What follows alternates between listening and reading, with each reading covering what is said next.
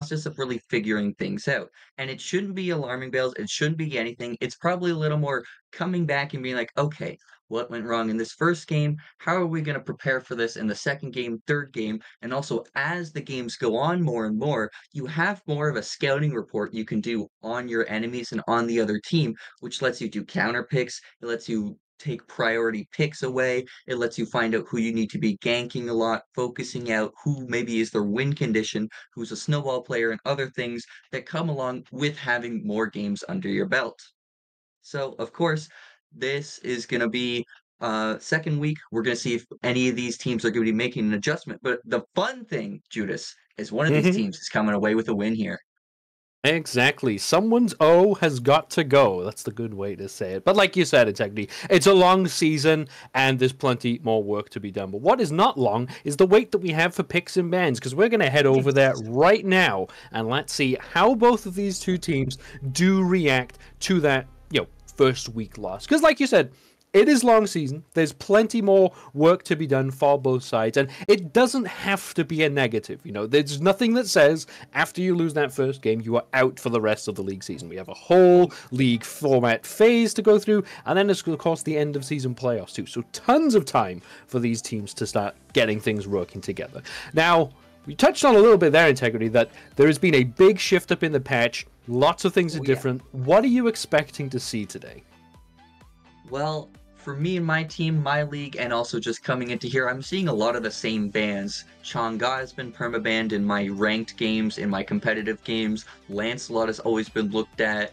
Eshell has been a pretty big prio pick along with Medusa. They've been kind of counter-interchangeable. Mulan has been also very strong to look at, so I'm not surprised by any of these bans at all. Very strong characters who can pull you into damage, can burst you with damage, or is just going to straight up delete you by themselves. Very, very strong characters. Janice may be something that the crew has looked on specifically. Haven't seen that banned first too much, but I'm not opposed to it. A lot of mobility, can instantly kill you with the two hitting as hard as the alt late game. Not too surprised by this. Yeah, it's not that surprising when you think of what can be done on that god, especially if there's a particular player on the side of Fallen Angels who's particularly adept at piloting that god. So not too surprising from the ban phase, but Terra being top picked, a god that a lot of people would look at and say, this god just does too much at the moment, just so strong and so suited to the meta. But similarly, gods that are strong and suited to the meta, Camazots and Cucullin. Now, normally you'd want to pick one of these gods, Integrity, and maybe hold the other one to be a little bit of a flex, or at least pick the Camazots first and maybe wait to see what the rest of the team draft looks like around that. But just going all out for it, I think the crew knowing what they want and just sticking with that.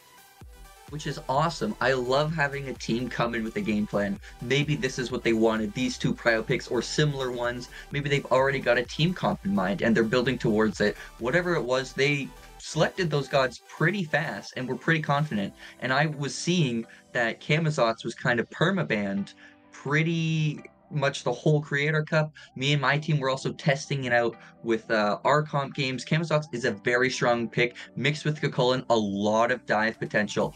Obviously gonna be matched by this Thorn on her. We're seeing picked up by the Fallen Angels. It's gonna be a dive on dive comp. Who's got a little more survivability? Who's got a little more tankiness, I think, Judas. Yeah, it's kind of the theme of this current pack, right? If you're not blown up instantly, you need to be doing the blowing up right back at them. That kind of relies on what the picks have been seeing, right? That's kind of what everyone here on your screen does. Now, maybe the Hachiman is the somewhat exception to this rule, right? We've seen Hachiman be a top pick god for what feels like years now. It's only been about a year, but it feels like a very long time we've been seeing this Hachiman. But he doesn't quite do that system of just blowing someone up immediately, right? It's maybe a little bit safer. Why do you think the crew have selected this Hachiman to go with the rest of their comp so far? Well, he has one of the best ults for survivability, hands down. Press the 4 button, see you later, alligator, I'm galloping into the sunset. Unless you've got like a Susanoo, Tsukuyomi type, maybe even the Thor does work well here, that can chase you down. it's hard to catch that Hachi. Plus, he's got great poke potential, which works well within this meta with his 1 to poke out. Also, if he's on a defense or sieging, he uses that 1 boom. He's hitting you with that as well. He just fits very well into this Camazotz and Kukulin, taking the focus in these fights, and Hachi's going to be trying to just stay back out of range of other people's abilities and auto attacks, but using that 1 range to increase his range so he can hit them and stay a little safer, which is why I love the Cruz pick with Ganesh. They are absolutely going to be playing it safe. This is going to be a great dual lane that's going to be very safe, very easy to gank with against the Fallen Angels. I'm really excited to see this so far. Yeah, the support role has probably been the role that has been the most difficult to adjust to with the new patch, because what do you do, right? Do you go and dive with the rest of your team, with the jungle, with the soul laner, or do you hang back and peel for your backline? There's actually a lot of disagreement right now between supports over what the best way to do that is. Now, Ganesh actually does both extremely well, and that's maybe why they've chosen that, right? If you can, if you find yourself at that backline when they're being dove, you can just drop the Ohm, drop the Dharmic Pillars, protect your backline if you're the crew, and keep everyone safe. Alongside that, if Camazotz and Kukulin get on top of this Vulcan, for example, who absolutely barely any mobility to speak of, if there's all of a sudden a Dharmic Pillar surrounding them, that guy's just dead.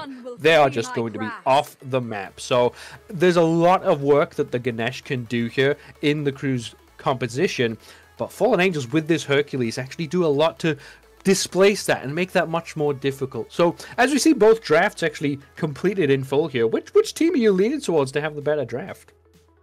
I was worried you were going to ask me that, because for me, this is a toughie. Ooh, boy. I really like the crew's idea. Their game plan is to dive, have the decent poke from Hachi, and I guess Persephone now ult is going to add a lot of constricting mobility, so they're knowing where they're going to want to dive and knowing where they want to focus their attacks on to lead with also the Ganesh ult on top of maybe Persephone ult. Good combo, a little underrated there, but I don't know, Fallen Angels just looks so nice to look at. You've got a Terra who's going to be ulting the Thor before he ults in, so he has those procs with him, and then the team rushing in with Terra ult on. Maybe it's going to be a Thor dunk, Terra coming in with the Vulcan damage behind him, Terra ulting then for the team fight. I mean, there's just a lot to go on. What I can say for sure, though, Judas, is the crew is probably going to be looking at this Vulcan as their priority pick in team fights. He has the least mobility. Yes, he's got the big ult. He's going to meatball. He's got some decent self-peel. But if you've got a Camazotz jumping on you in the air, Kukulin's knocking you up, or you're sat in a Ganesh ult, this Vulcan's going to have a hard time living in team fights.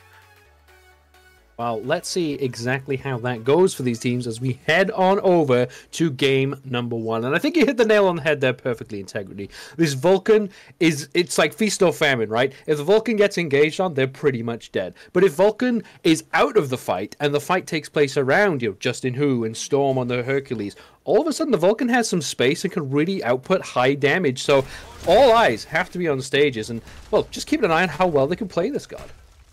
Absolutely, but I want your input, Judas. Who do you got looking at this team comp? Who's in your back corner? Who's in my corner? Look, it's very hard to look past a dive comp as strong as the Fallen Angels, right? They have the potential to engage onto anyone, and whoever that anyone is, they are not getting out. So I think there's definitely a higher ceiling for Fallen Angels here, but if the crew can respond correctly, it actually might be a very difficult fight for them to get. If it's not a full-on team fight for Fallen Angels, I think they might suffer a little bit. I agree with you there. But wow, he is already getting poked out, returning some nice poke, but not too much kill potential. Like you were saying, I mean, I agree with it for the majority of it, but I'm just looking at builds here, not seeing too much that's different. I really like everybody's kind of going their standard builds. We've seen a lot of triple pen has been the go-to option for mages, but Persephone is already looking at the Chronos Pennant tree, which, to my knowledge, other than an early Doom orb, doesn't have that percent pen. Little bit of poke still coming out of Persephone, but Leather Cowl, I love to see on her. It's a really great safe option. Hachi's got the Death Toll. What's the difference here, though, between those two starters? I think a big thing here will be what you're looking to do later on in the game, right? Whereas you touched on earlier, the Hachiman probably looking to stay safe and fight from far away, and I think that's what the Death's Toll will do. If you upgrade that to the Death's Temper, you can really start hitting hard with those crits. You know, if we do see a crit build coming out, I would expect that from a Hachiman, you know, from long range. Whereas the Anhur kind of wants to be in the fight with the rest of their team. Let the Cowl upgrade, of course, you gain more power with more teammates around you. So definitely expecting to see that sort of game plan for the Anhur later on, right? Wants to be involved, wants to get active with the rest of the team, and wants to make sure that there's nothing happening without them being involved. Oh, yeah. I mean, he's going to be there all game long. He's going to be jumping in with the dive, which is why I think he was a great pick for this Thor and for this Hercules, even with the Vulcan. I mean, if he's jumping in with the Thor and Herc CC, he's easily going to be 2ing somebody into the wall that can lead into Vulcan follow-up, or just giving his team time to come in and join him. I love this on her. I'm really hoping that we're going to see lots of aggression from him, jumping in constantly. I think it's going to be a really exciting pick here. Well, funny that you touched on lots of aggression, because that's actually what we've seen this season in general, is lots of fighting very quickly, and we haven't seen any yet. However, I think we are about to, as the rotation comes over from Mr. Sneaky. Very sneaky indeed. Doom Sauce gets one dash, gets the second dash, but that should to be a purple buff invade successful for the crew, and it shall be. Not a lot else happening, but Fallen Angels smartly give that up and instead make their attention to a blue buff invade of their own. Oh, yeah. I mean, if you're getting invaded, you have to get something back. And since they lost the purple, Thor, Justin, who very rightly so, looking for the blue invade, knowing if they're on the left side, these right sides should be up. Cucullin coming now, little too late, now conveying, hey, he's coming to the mids. Thor... Bush has actually jumped already, so ult forced out from the Persephone. Needs a few more seconds, has the jump again, but there's a shard coming out from Justin, who needs to get this kill. It will be high value for their team. Throws out the hammer already. The Vulcan off the mark, does not matter. Justin, who gets the kill, but Mr. Sneaky looping in, trying to find a kill of their own. Justin, who no health, no mana, but enough to stay alive. Channeled the back. Mr. Sneaky walks around the corner, does spot it. Justin, who needs to get away the jump. Surely coming up, and that will be it. The sound waves just catch up to Justin, who gets the kill but does not get away with it. He was trying behind that boulder. He said, okay, my Vulcan's got me. He's going to take care of me. I'm going to back right now. So he was spamming that button. He was looking around and just barely thought he was coming out. And oh my gosh, Camazotz chased him around. Had barely enough mana again for just that screeching howl. And oh my gosh, he got the kill. That was just, that was crazy. I can't believe that. Very fine margins, right? That's almost the name of the game when it comes to competitive games like this. If you know, both these teams are coming in, same division, same matchup, same win record so far, so you'd expect it to be a close matchup. And you know, those little differences, you know, if that kill goes the way of Justin Who and the first blood is not answered, then all of a sudden the gold lead, you know, that the crew currently have is just not very big. It's maybe a couple hundred gold, and that's about that. Whereas now it's almost 1,000 already, 5 minutes in, and with not a lot of action, that's a pretty healthy gold lead to have at this stage. It's you know, it's not going to be the easiest for Fallen Angels to overcome, because their team kind of wants to be the one ahead. When you get to this mid game, you get fighting. If Clay City's going to be leaping in, being aggressive on this Anhur, like you'd mentioned, you don't want them to be down and out. Yes, absolutely. Looking like a pick's going to be here. Persephone ult to secure, and beautiful combo from the crew onto Storm of Fallen Angels. Can't say much more. Thor, of course, going to secure the green this time, making sure his dual lane's not going to be behind twice, which is absolutely necessary. Junglers need to make sure if they're getting invaded, okay, this can't be repeated habit. They need to be there. He was. Of course, Cucullin's now, unfortunately, going to be getting the green because of the kill, forcing Storm to be back at base. Now he's going to get both blues, and it's going to be a little bit of control happening back. Camazotz in the ult. Vulcan, not too much he can do. Ulting the ground will hit.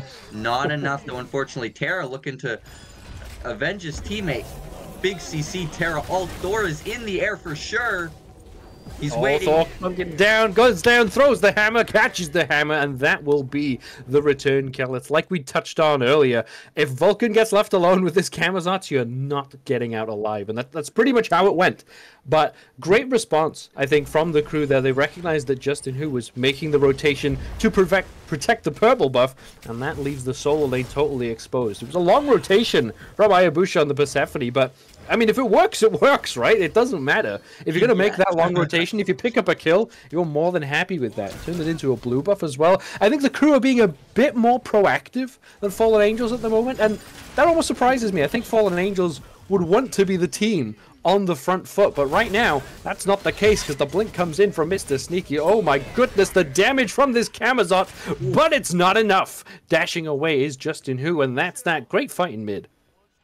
Oh yeah, not too much, you know, there was a lot of kill potential, but unfortunately, not too many people. In fact, nobody going to the death screen, but I like the aggressiveness. This gives us an exciting game, huh, Judas? People are going W key. This is what the 9.5 revert has given us. Things to watch. It's not just Magikarp using Splash. It's not Metapod using Harden. We have people using Aerial Ace and all the other cool moves that I forget because I haven't played Pokemon in years. I'm sorry. I'm sorry. Please forgive me. I know it's a great sin. Well, you know, at least you're honest about it, right? Now, one thing I can say is at least be happy that this is Quack in NA and not Quack in EU, because we're still playing Magikarp with Splash over there. But you know no. that's a story for another day. That's why I'm over here casting right now. Gosh! Oh no, Judas. The fact of the matter is. Oh no, go ahead, in fact. I actually want to know what you got, where you got from here. Yeah, I was going to say, one thing I wanted to mention to this Camazots was he just does so well in this meta because there's so many mages like Vulcan, E-Shell, Thaw, other people who are wanting to just pump you with damage. Oh my goodness! Your damage. That guy got eviscerated before I could even acknowledge he was getting truly turned on. He's gone. Anyways, back to the Camazots. He just ults, and he's going to be either just diving on you to get that damage. He's also got that leap so he can leap over your damage. He's got great ways to avoid your damage while dealing it, and that's hard for a lot of mages, top mages, to deal with. Chang'e has her immunity, though she's seen in jungle quite often. E-Shell has got a lot of healing and a lot of single target, keep you here burst, but obviously if he's above you, you can't hit him with that. Jumping over Thothalt, ulting over Thothalt as Camazots kind of negates him, which means there's not a whole lot of picks you can really go against this Camazots, which is why I think the crew were trying to first pick it with their first round of picks. Yep. Yeah, they picked it up nice and early, right? And the main thing you want from your top pick guard is that it actually, you know, does well in the game, right? Now, baiting out the ult there was Vayu, but I think just stepping on the water is Justin Hu. It doesn't matter, gets the beads anyway. Still wants a bit more damage, but can't go any further. So that's a win for Fallen Angels in this duo lane right now, because that Hachiman, like you'd said earlier, one of the safest guards in the game, but no beads, no ult, and that safety disappears, as does the Camazots' safety. It's completely taken out in the jungle. Oh my gosh, and he apparently must have used ult because it's down right now, so I don't know if he ulted and then landed trying to kill the Herc. I don't know if he ulted and then, you know, Herc hit him and it just went off, even though it counted. I'm not sure, but that boy is dead.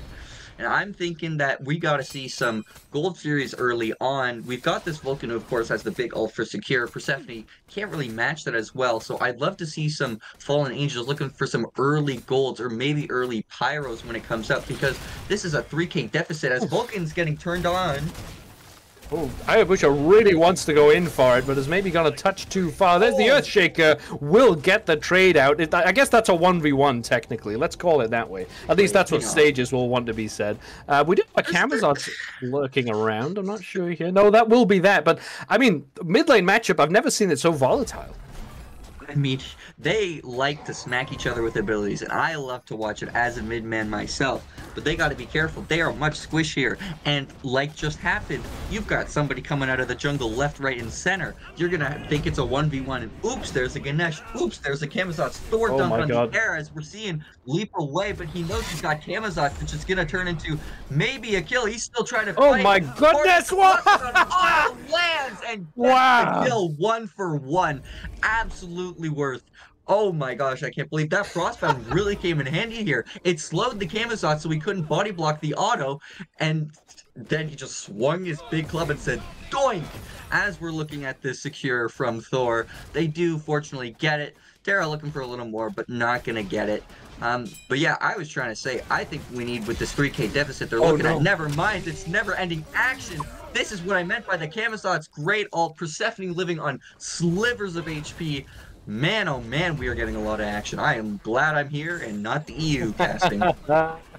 Yeah, nobody here interested in respecting the 1v1 though. That's my only accusation I've got. He's but in Thor the takes air? to the sky and does not connect. Now might have to chase away this bat, who similarly takes to the sky. And fantastic silence from the Ganesh. If anyone will pay attention, that Ganesh could be killed, but instead it looks like Doomed Source might be doomed themselves. Storm back on the scene, spots out the Camazotz, who does leap away from that back animation. It has been all-out action, and it now will come to a rest.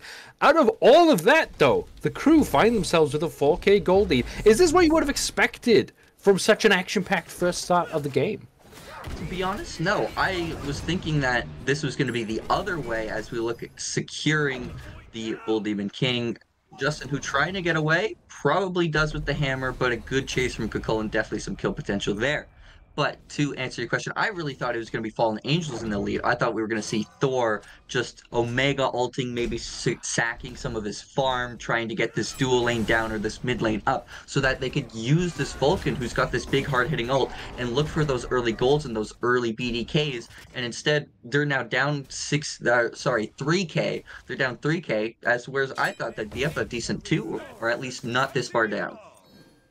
Yeah, like we mentioned earlier, this Anhur, Clay City over here, wants to be on the front foot as an Anhur pick, right? That's kind of what you pick this god for, is that mid to late game stage where you can really start jumping in, hitting hard with the rest of your team, and you can still do that, and that's probably what I would advise Clay City to do. But it's going to be much more difficult now with there being, quite a sizable gold deficit now. This Camazotz has died a couple of times, but is still going to be a tough character to deal with. Now, has been caught in their own little gold camp, but Justin Who's damage off the mark, as is the meatball over the wall. Doomed Source going to take some smacks for it, and there is a Dharmic Pillars coming in, but this Terra, so hard to shut down. Terra actually escaping quickly, but Justin Who puts himself in danger, does just about take off, and oh my goodness, Mr. Sneaky caught by the unheard damage. Thor will be out of the fight. Do the crew re-engage? There's a snipe out from Persephone. Ayabusha gets the shot. It looks like now Stages completely exposed. The Vulcan caught. But hold on, Clay City back on the scene. The healing from Terra, not quite enough. But Vayne taking so much damage from this Anhur. Forced out to Aegis, does manage to avoid the damage. Look at the damage fired back and forth. Terra was there. Terra is gone. Thor back on the scene. Clay City jumping in. Ayabusha cannot find the shot. Jumps over the wall, does get the triple, does Clay City. Fantastic fight. My gosh, it was beautiful from fight to finish. I just want to say for the record, those three, the original three, were just scrapping at oracles for a good 10 seconds, and Vulcan couldn't be asked to rotate from mid. He cleared the wave, and then he went, and then he got chased out, and then he died. I mean, this Vulcan is just, he's having such a rough game, but oh my gosh, such a beautiful fight, all in all, from getting one-for-one trades constantly. Thor back and got it. Wow, he got that. Thor backed and then came in time knowing that the fight would last long enough that they were fighting and using real great timing of getting a kill, resetting for cooldowns, trying to run away, using the autos in between. It was just a great fight overall, and honestly didn't change the lead too much as it's still a 3K gold lead for the crew. Fortunately, Fallen Angels didn't get too much out of that except for that blue invade. Yeah, the blue invade is what that was all about, really. But yeah. And for real, actually, what comes out of that overall is, as much as the gold lead stays pretty much the same, Fallen Angels now have a 4-0 Anhur. That Anhur just all of a sudden received a ton of gold. That I think he went back to base and bought a full Executioner. I'm pretty sure that's what I saw. I think so too. While they are even in items with Vayu on this Hachiman, it does now mean they've got a slight lead in experience. They've shown how powerful they can be in these team fights. So if given the chance, this Anhur is going to be a real threat. Now, Stages on this Vulcan has certainly suffered so far. 4 deaths, of course, but still has damage to output. And there it will be. Storm making the rotation over. Oh, Justin Who almost catches with the Anvil of Dawn, but gets caught themselves instead. The Persephone damage so high, and now Hachiman early to the fight here before Clay City on the end here. There's the Vulcan gonna die yet again for sure, and Doomed Sauce, who it looked like everything was going so well for early on, finds himself Storm turning from behind. Storm now encounters everyone in the world, trying to line them up, trying to get anything off his healing so much, but it still does not matter. The crew take down 3 and lose nobody. The Fallen Angels, unfortunately, as crews taking Pyro in the background, easily secured, of course, no real way to steal that unless they're going to throw a Terra 2 at it. The Fallen Angels, unfortunately, had like 2 instances of the Thor and the Hurt going in at awkward times and awkward positions. If we were looking back on that fight, you would notice that the Thor was kind of at the T2. He had dived the Kama, used his beads and ult, great, but he stuck around for an extra 5 seconds on their T2, letting the other 3, as a little bit of damage being exchanged, Terra ult, looking for the kill onto Drew's food and turned. Wow, look at the damage coming out from the anvil, though. Doomed Sauce be the ones to pick that up. Oh, look, there's the Camazotz back there in stages. Gets their revenge. My goodness, where have these kills come from all of a sudden? Justin, who already down. Beacon being started by the crew. Looks like they're going to be the ones to get it. Clay City, though, says no. Goes in first. Front lines with the Aegis. Yes, Shaker comes out, and the Persephone's down. Jigen goes down as well. The Beacon goes the way of the crew, but the Fallen Angels take 4 kills, and now look at this Gold Fury. This is just... I don't know what I'm casting at this point, Judas. I'll be honest. I'm just seeing people flying Welcome around. to Quacken. I'm seeing death screens. I'm seeing ults and beads, and everybody's looking golden half the time because they have the beads out of damage.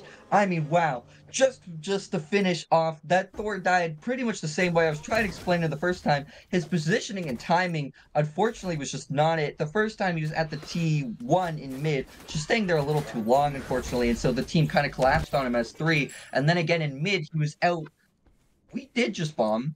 I'm just unsure if I saw that. Yo, we hit those. Really tripping, but I feel good that there's I thought he was ulting the wave. I'm not gonna lie. I really thought I was tripping. I thought he was ulting the wave. Nope, it's gonna be the Vulcan ults himself. Aegis comes out as well. Juking out the ghost. He's clear. He got Casper, and finally he's gonna run away back to safety. Drew's food being turned on by the Thor. Camazotz around to help a little bit. Persephone coming in as well. No ults from the Persephone to lock him down, unfortunately, so they're gonna walk away. Just taking, I was gonna say a little bit of poke, but half his health and poke. My lord, nerf mages. But yeah, the positioning is really important here from Fallen Angels. A couple of these fights, it's mainly Storm and Justin who are the initiators. I'm not going to pick on that too much, but their positioning needs a little more work, and they need to be, this is the target, or I'm going in now. The communication for this team comp specifically to also line up with the on-her ults, line up with the Vulcan ults, needs just a little bit more work, and they are absolutely still in this game. It's only a 4K deficit. This is totally winnable to come back to. I'm surprised it's still a 4K deficit, because it's felt like there's been so much on stages. Surely this time goes down, and yes, will be taken out by Vayu. And now Doomed Sauce again finds himself caught, a little bit isolated, but the Terra's done a good job of staying alive through these fights. You know, it's almost nice for Fallen Angels to have that linchpin of this Terra. But while, like we said, the goal difference has pretty much stayed the same, despite the fluctuation of kills, it's not really been good enough for Fallen Angels, though. They wanted to be certainly in a better position, and whatever they are succeeding with at the moment isn't being converted into anything more successful. We've seen Justin Hu go down a couple of times here, but this time will get the kill onto that Persephone. I'm not sure where the ult was fired off at. Maybe, has a problem with someone's window in chat, but that's just kind of how this game has been, man. It's been a bit nuts and sneaky. Lives by virtue of Justin Hu not taking that line down, though. Wants to go on to this Camazotz, who knows about it. Will use the bat out of hell. I don't know what's going on anymore, but I do want to watch. And Justin Hu doesn't get it. Oh, the blink back in from the Camazotz. My goodness. I thought this was Abyss Division. When did we start casting bronze? I was gonna say, are these guys even level 30? Do they have access to ranked? My lord, we went from, I just want everyone to be on the same page here. We went from the Kama backing purposefully because he knew he was gonna get Thor done, so he had his beads and ult ready. Instead of just ulting straight away, he wasted his beads to ult, then ran away and blinked, Thor missed everything. He got blocked by his own wall. Then Camazotz missed everything because of the Thor wall. And then everybody just stood around. What the heck? Somebody Pyro has done that. Oh my god. I mean, look, there's a pyro for Fallen Angels. They get an objective from the map. Hopefully this bomb won't be used to clear a red buff, like we've seen previously. But you never know. You never know. Sometimes there's genius to be had. Probably not in this game. I've got to be honest. But you never know. You never know what might happen. Anyway, to get some direction here. With all this chaos, ultimately what we found ourselves at is about 22 minutes into the game, dead even on the kill chart, but there's still a bit of a gold deficit in favor of the crew. What should happen next? Should the crew now be trying to continue this chaos, or should they be looking at this fire giant? I think the crew's chaos is very well put. They are great at using this Persephone ult and Ganesh ult either in tandem or separately when beads have been used to secure one of them as Thor goes in the air, trying to steal it. Little too late. It's going to try and hammer out, but apparently just hammers in place and is going to get cooked by the Camazotz. Spin to win. Unfortunately, not enough as this Honor is going to turn and get an easy shutdown for him. Aegis coming out now as we're looking onto the Vulcan, the target for this whole game. Terra trying to peel. Camazotz looks like he wants to go in, deciding to jump. Not gonna happen. Now he's looking onto the Terra. A 3-for-1 as Drew's food was picked off in the background. Gold and kills. Unfortunately, bad fight again for the Fallen Angels. Gonna look to secure this beacon as we finish off and back up. To answer your question, though, now that we've maybe got a little bit of downtime, never mind. These freaks are going to the fire giant. Oh, my lord. I was going to say they should be doing exactly what they did. They need to keep fighting the exact way they have, but except change the timing of fights. Instead of just random stuffy duo and mid-side fights, they gotta do the fights in the jungle just like this. He's doing a great job. Camazotz keeping the Vulcan away. No ult's gonna be securing. And just keep fighting the way they have, and they're gonna keep leading the way they have. The reason, as this Vulcan for the God knows what time, using every relic, trying to live, unfortunately dies. Might take Justin with him. Jigen really wants him. Unfortunately, can't get a great peel by the Terra. As we're still looking at another fight, Hachi gonna burn through this Terra's health. Little root from Jigen looking at this play now. Unfortunately not, but where did the Persephone come from? She's in the middle of everything. Justin, Dharmic Pillars pulled down. Now Justin's unfortunately target all caught out by himself. The shell of destiny. Camazotz is 1v3ing, and I don't know if he's winning, but he's still alive, and so are the others. Terra walked into 4. We've got it. Beads. Jump. What a great pull from her. Oh my gosh, the ult of destiny from Honor still doesn't matter. It's a 4-for-1. Oh my gosh, G. Oh my god. Wow. So, okay. So this is a Phoenix. The crew have just kind of gone a bit nuts. Oh, whoa, they are shaking. Oh my goodness. From down, Stages, down, well, unfortunately, still not enough. Stages is dead for that. He's dead again. Oh my goodness. He's going in. What does the Persephone blink over the wall? The Titan, can you finish it off? No, the Persephone gets out alive. Oh, no way he gets out alive. I shouldn't say that. That is Justin Who to shut that down. I mean, look, we said the crew have been causing chaos, and the Fallen Angels are just like falling for it, hook, line, and sinker at all opportunities. There are so many times there where anyone from Fallen Angels just needs to say, all right, guys, let's chill.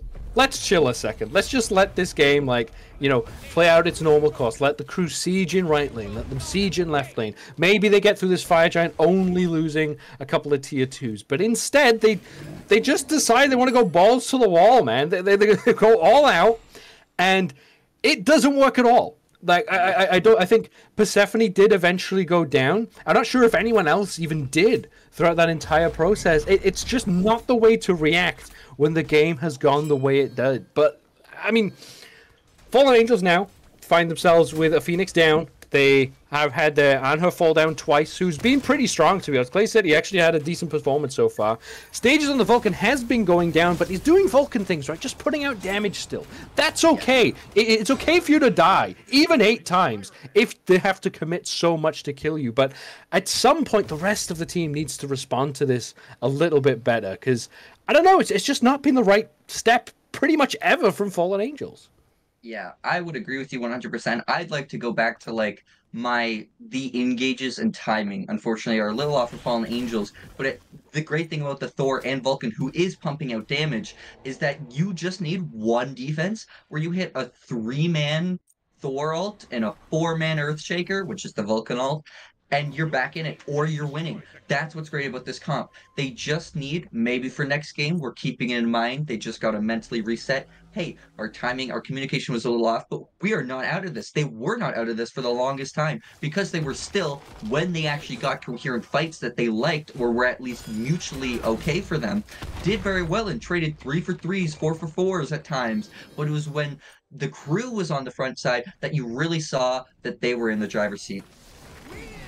Phoenix Siege coming out, Justin Hu dashing away, Doom Source goes in first, and actually Drew's Food takes so much damage already. There's the Earthshaker, but it only gets the leap out from Jigen. Now there is a Camazotz lurking around the backside, Mr. Sneaky sneaking on behind, and Storm taking some damage, but I think the crew's momentum has been stalled. They have lost their Fire Giant buff. They do have Oni minions, but it's just too late for them.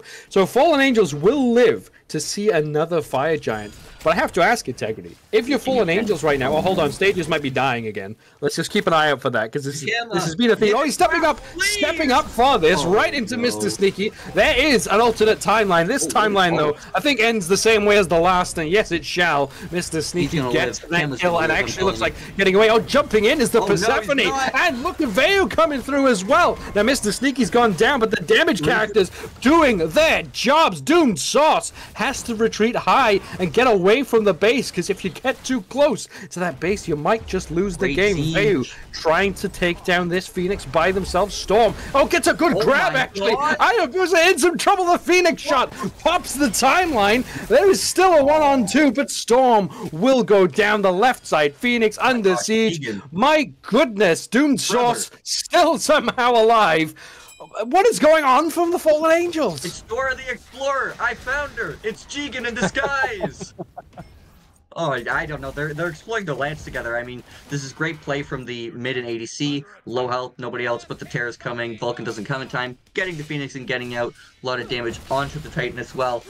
I mean, I think I was lied to when I was called to cast this game. I was told it was the highest division. I was told this was Masters, like High Diamond. I call bullcrap. I'm looking at Wood 3 with a mix of the circus in town. Don't get me wrong. I've played with many of these players. I know they can play better. We're friends. It's jokes. Don't come at me, okay? But my gosh, this is a clown fest. I love it. Don't get me wrong. As a caster, I would love to be part of it. But my lord, what am I watching? How do I convey this, Judas? I just hope that neither team has a coach. And if they do, I hope that they are already bald. Because if they weren't, it certainly would be after this game. But the crew took something their coach would approve of, and that is taking this Fire Giant. Now, there is the option of waiting for the enhanced Fire Giant here. And with the fact that there's only 2 members of the crew doing this, they might consider it. At this point, I would suggest it. Because, like, you have just so much map freedom. But instead, the crew play it safe. They will take this Fire Giant, not enhanced, just a regular old Fire Giant. But you have the advantage of 2 Phoenixes already down, right? So you already have the base broken. Surely, for this point, for the crew, it should just be simple enough. And this should be an end within the next 2 minutes. I agree. I mean, this is probably just going to be a Phoenix Siege to end. They can't save all lanes, unfortunately. They also have a Camazotz who can pretty much just go with minions as Persephone's engaging. What Persephone frontliner, Clay City hitting the brunt of it, Persephone out. Which is, you know, honestly probably fine. They just need the ADC and probably jungler to end the game by themselves. Storm looking super low. Justin Wu fighting his inner demons and missing. Unfortunately, now is spinning to win on 3, but isn't enough as this Vulcan is getting absolutely targeted.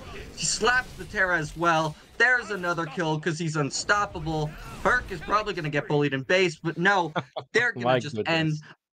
I mean, before we try to unpack for the audience this, I did have just one question, if you wouldn't mind, Judas.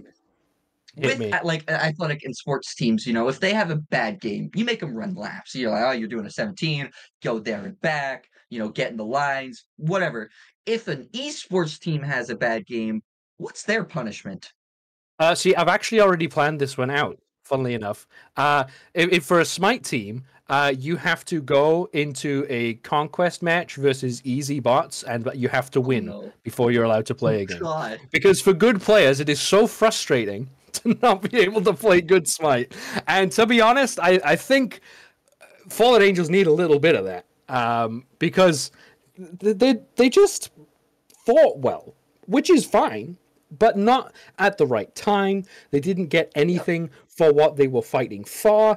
They had a few good fights, a few iffy choices of fight as well. I think Justin Hu at the moment on this Thor looked really good at the start. Actually, seemed very comfortable on the guard.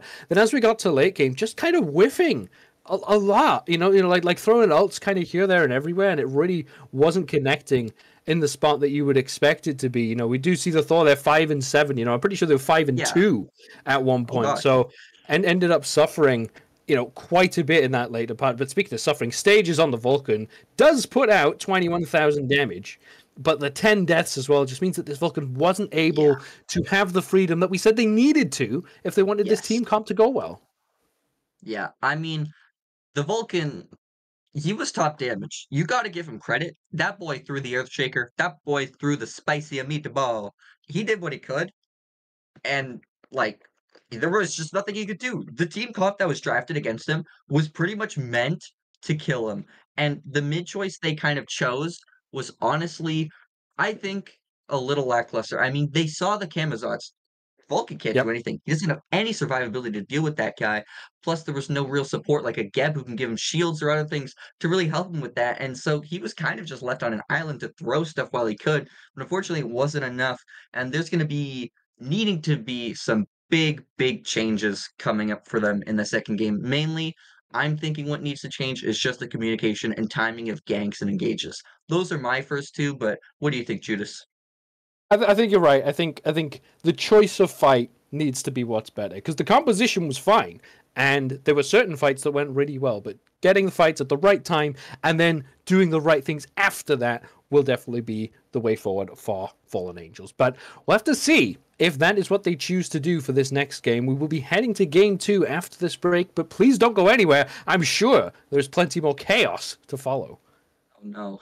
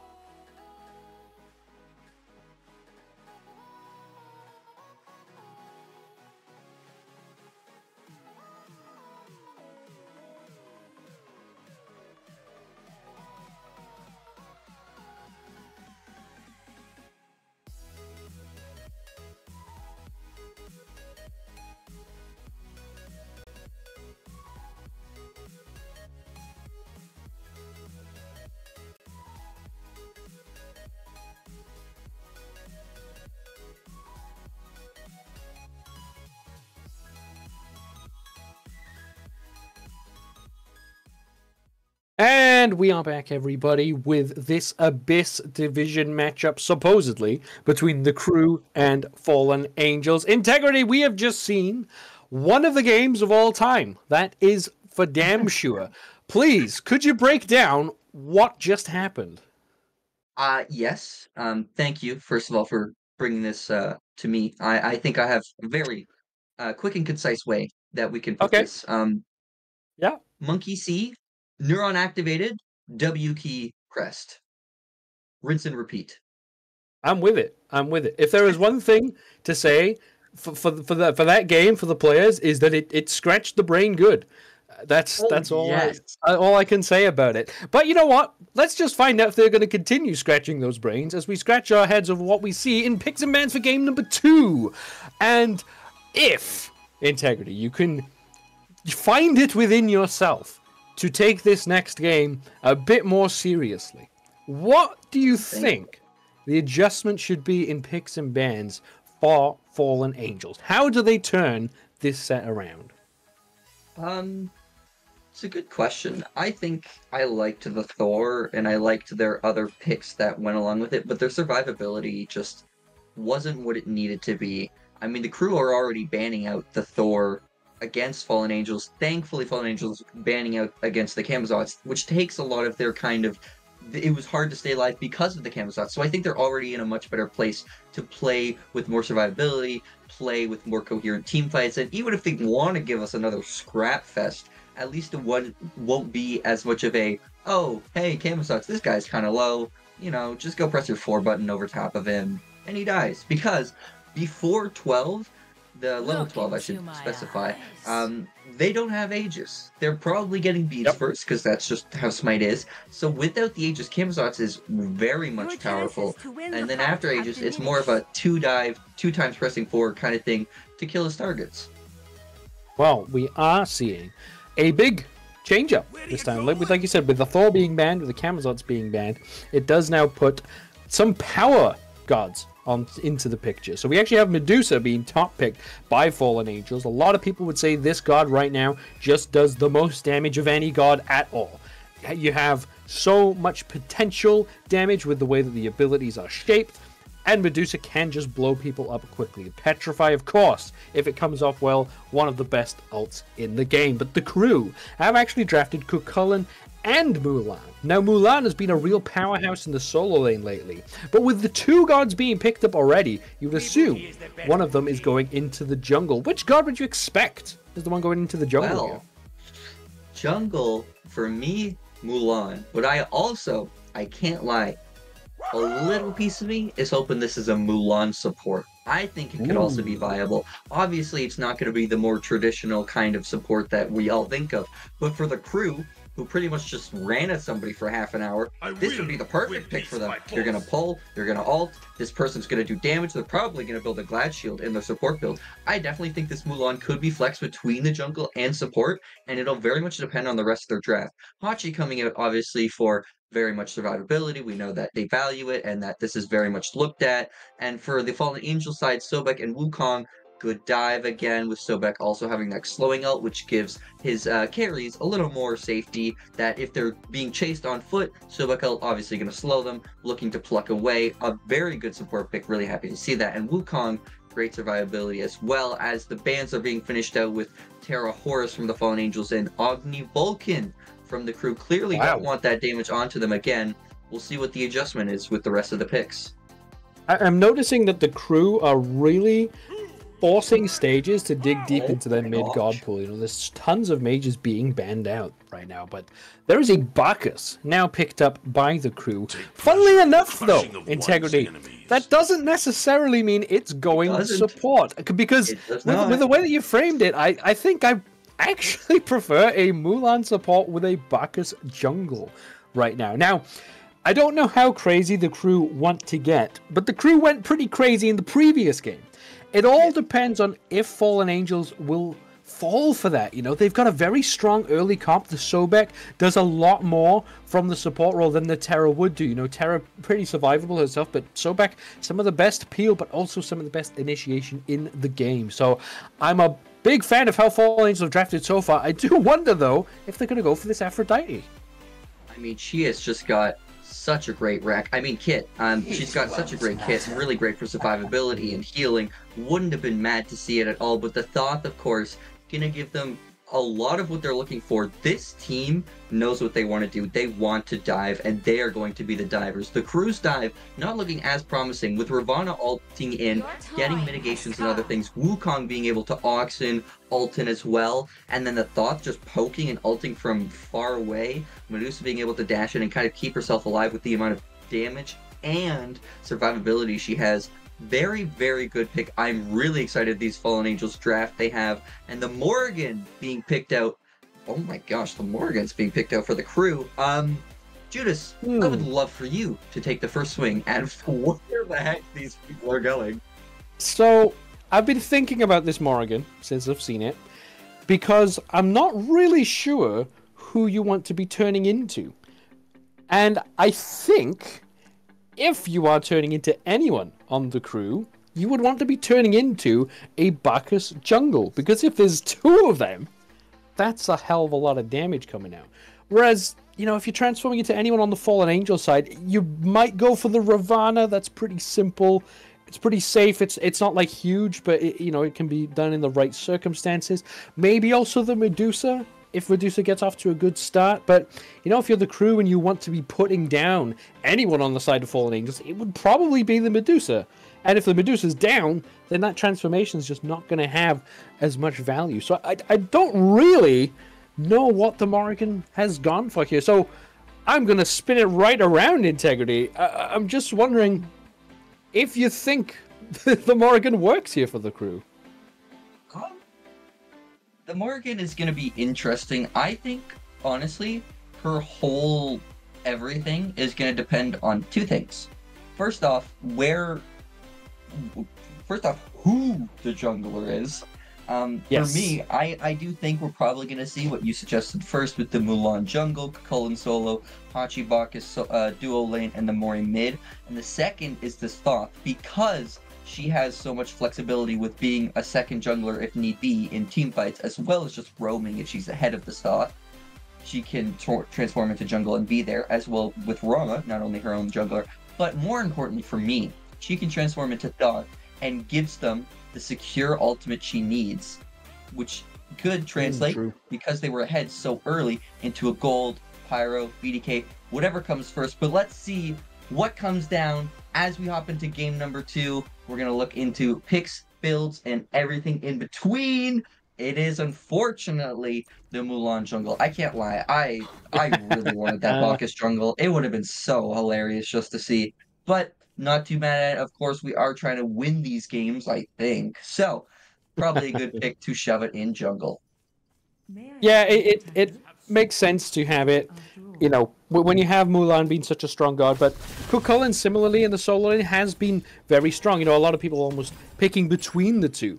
And if you then take that Cucullin and put the Mulan in the jungle, Mulan might not be your premier jungle, but what it does do is it takes the option of Mulan and Cucullin away from Fallen Angel. So they've been forced to drop down into this Wukong, who is okay at the moment, but certainly not dominant like these other two picks. And seeing an early pluck coming out from Doom's Source, not going to be too much in the way of kills just yet, but, you know, it's always good to get that first pluck under your belt, right? You want to be getting off to a good start with that. And speaking of a good start, someone who needs it more than anyone is probably Stages on this Toth, because Stages now on a much safer guard than previous. You cannot be falling down like that.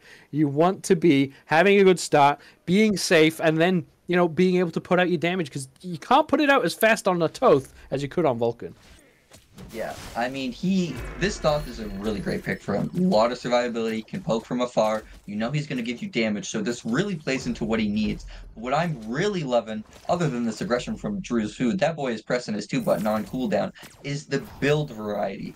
We're seeing a lot of the same kind of meta builds, come out a lot, and it's those leather cowls, it's the Sands of Time, it's the Spartan's flag, but we have so much build diversity already with just the starter items that we're going to see a much different and much more complex changing kind of game. Oh no. As Ravana's getting turned on already, but it's going to root and walk away. A little bit of help with the Thoth if they was being chased, but nothing is happening. like I was mentioning, the Sands of Mori's just walking into the damage for some reason. Sands time from Thoth is getting dashed on, turns around to blink. Oh no! Probably going to be a 1-for-1. Oh no! Unfortunately, no more damage comes up from the Thoth or Ravana. Picks it up 1-for-1. Who's going to win? They're slapping fists. Oh, it's straight up. Ravana passive is going to give him a shield. He's going to have that temporary health. The damage is really going to have to come through with Mulan. Trying to swing that sword. Here he comes. He's got the shield up, which is why he's confident. He's walking in. The shield will last longer than the Mulan pull, which is why he's going in, and he wins it. Those autos, the autos were what won him that fight. Yes, Mulan has bigger damage because she's got a warrior, and base base stats in general are OP and bloated for warriors. Fight me on it. But his passive, Justin Hu's passive, won him that engagement in a 2-for-1 at the end of the day in the mid lane. Yeah, well, Fallen Angels now come out slightly ahead. They're looking to be ahead elsewhere as well, as JudasPriestley might find themselves actually in some danger. Gets caught there by the Lacerate, but does not go down just yet.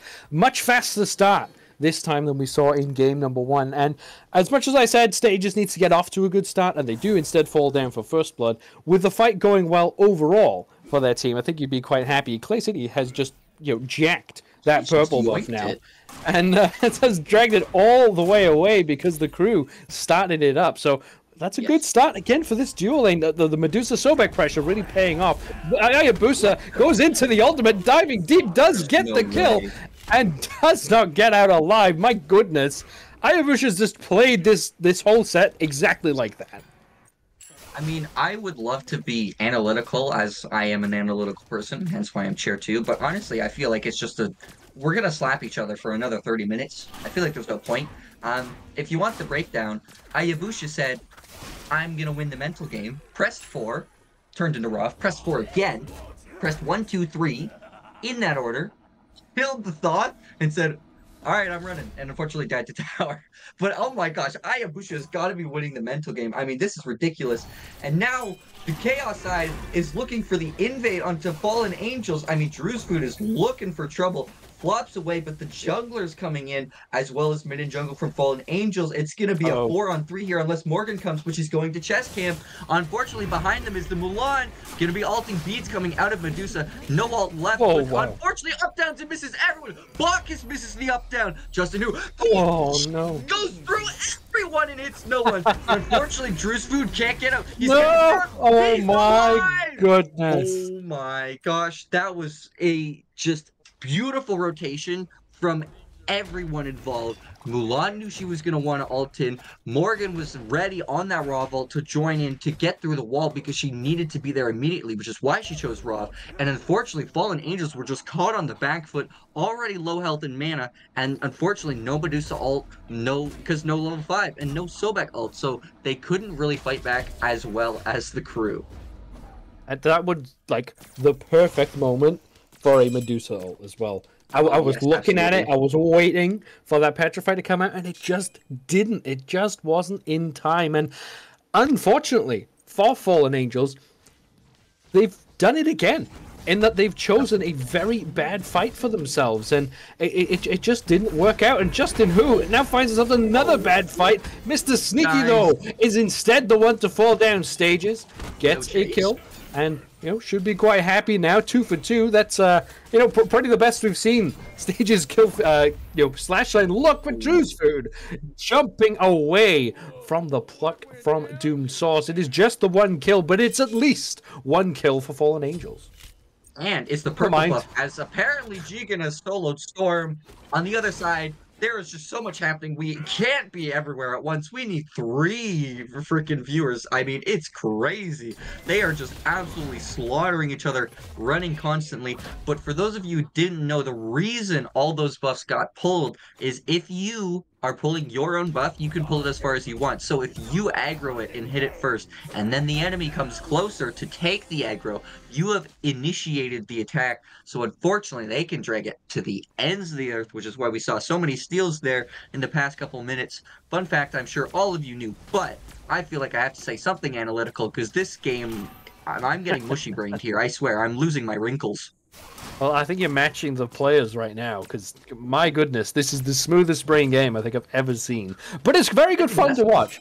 I'm definitely enjoying it so far. Storm not enjoying it as they've been killed twice in a short amount of time and still doesn't have access to the teleport. Now, Doomsource going all in onto Vayu. Justin Hu nearby. Clay City instead says, no, this is the target. We're going on the Bacchus, and the Bacchus they shall go on. Now, Ayabusha is here. Justin Hu not aware of that and has walked all the way up, has had to ult away with a Mystic Rush, but a Mystic Rush to follow. Chasing forward as Ayabusha gets the blink out of Justin Hu and then gets plucked away for their own good, let's be honest. He's going to get I'm pretty sure Ayabusha would have gone for that, but doesn't go for it. Stages trying to clear their own buff. Ooh, that was on target, but did not connect. Another fight going on the left side. It's just Ayabusha, by the way.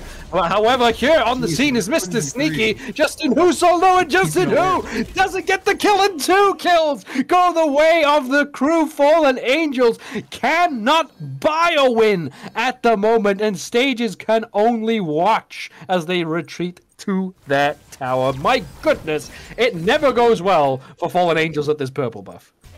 I would just like to say, for the record, that the Bacchus, though he's on the team up 4K, just hit level 6 because he has not been to a lane for farm in like 3 minutes. He has only been running around the map, belly flopping on people in the middle of the jungle.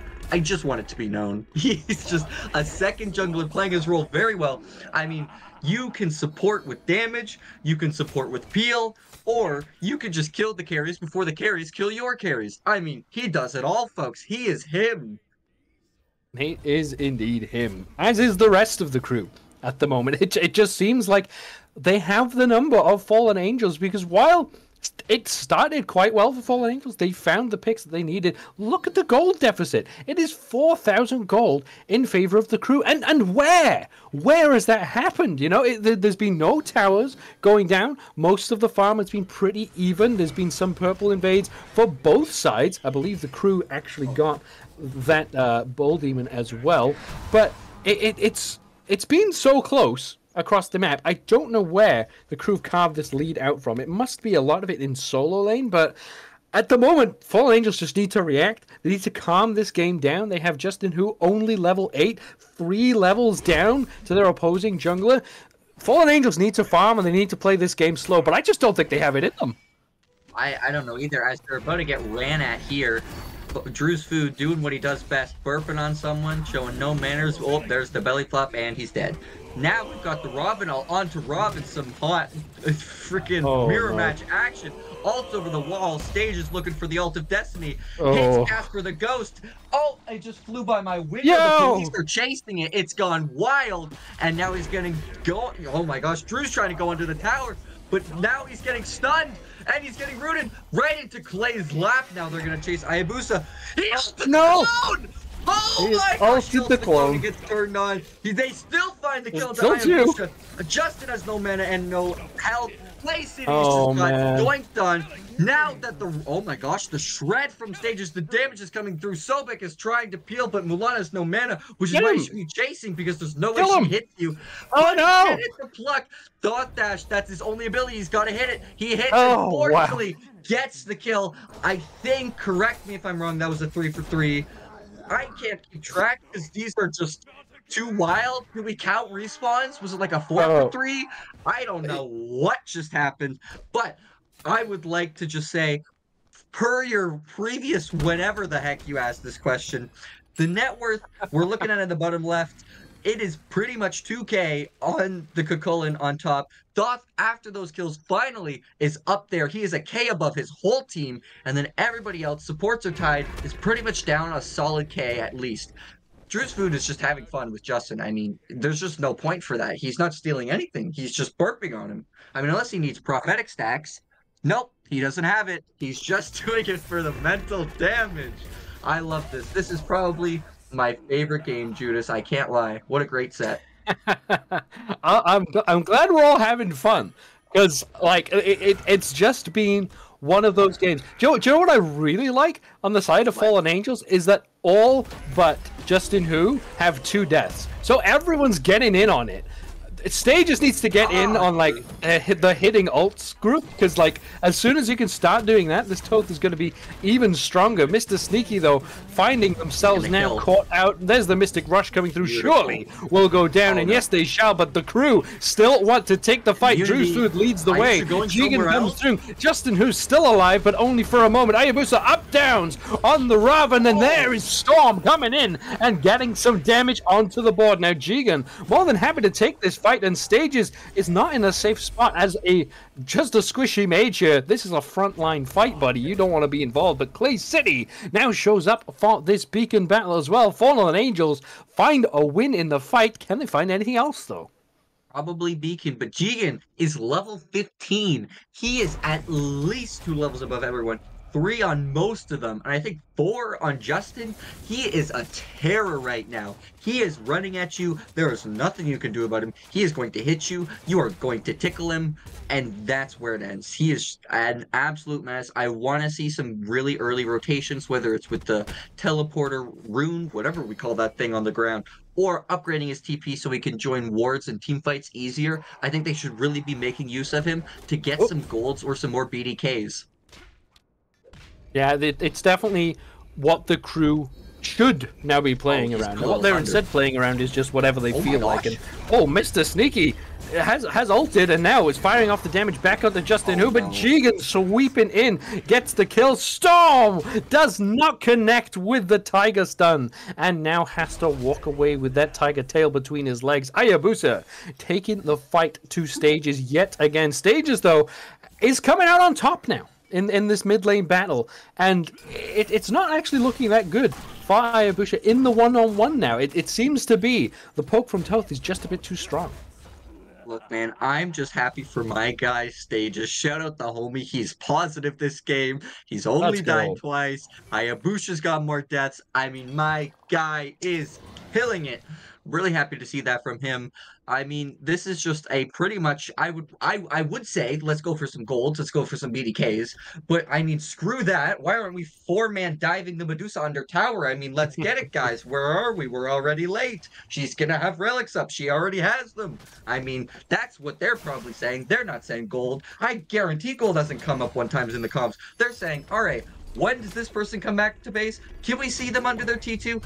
All right, let's dive to T1 then. And they're just moving on with their days. Just big skirmishes, big fights. Jigen is now rotating, thankfully. Really good to see from him as they're pinging out. Justin Wu almost walked into the Mulan pull, but maybe with Hachi coming from base, they're going to look for this gold. Maybe I was wrong. Maybe somebody called objective. I mean, Drew's trying to call the objective. The team doesn't want anything to do with it. Still wants nothing to do with it. And nobody wanted anything to do with it, so they said no. And now they're going back to their lanes. Oh my gosh. The crew are hovering, because the crew definitely want to take this gold, and then they shall now actually pull it. Now, Drew's Food says, all right, guys, I am on it. I will kill the Medusa, and off they shall go. But with the Gold Fury being so greatly zoned, that will be free for the crew. Now, what do Fallen Angels do? We saw them throw away a lot of kills in the previous game trying to defend the gold, and that will be that.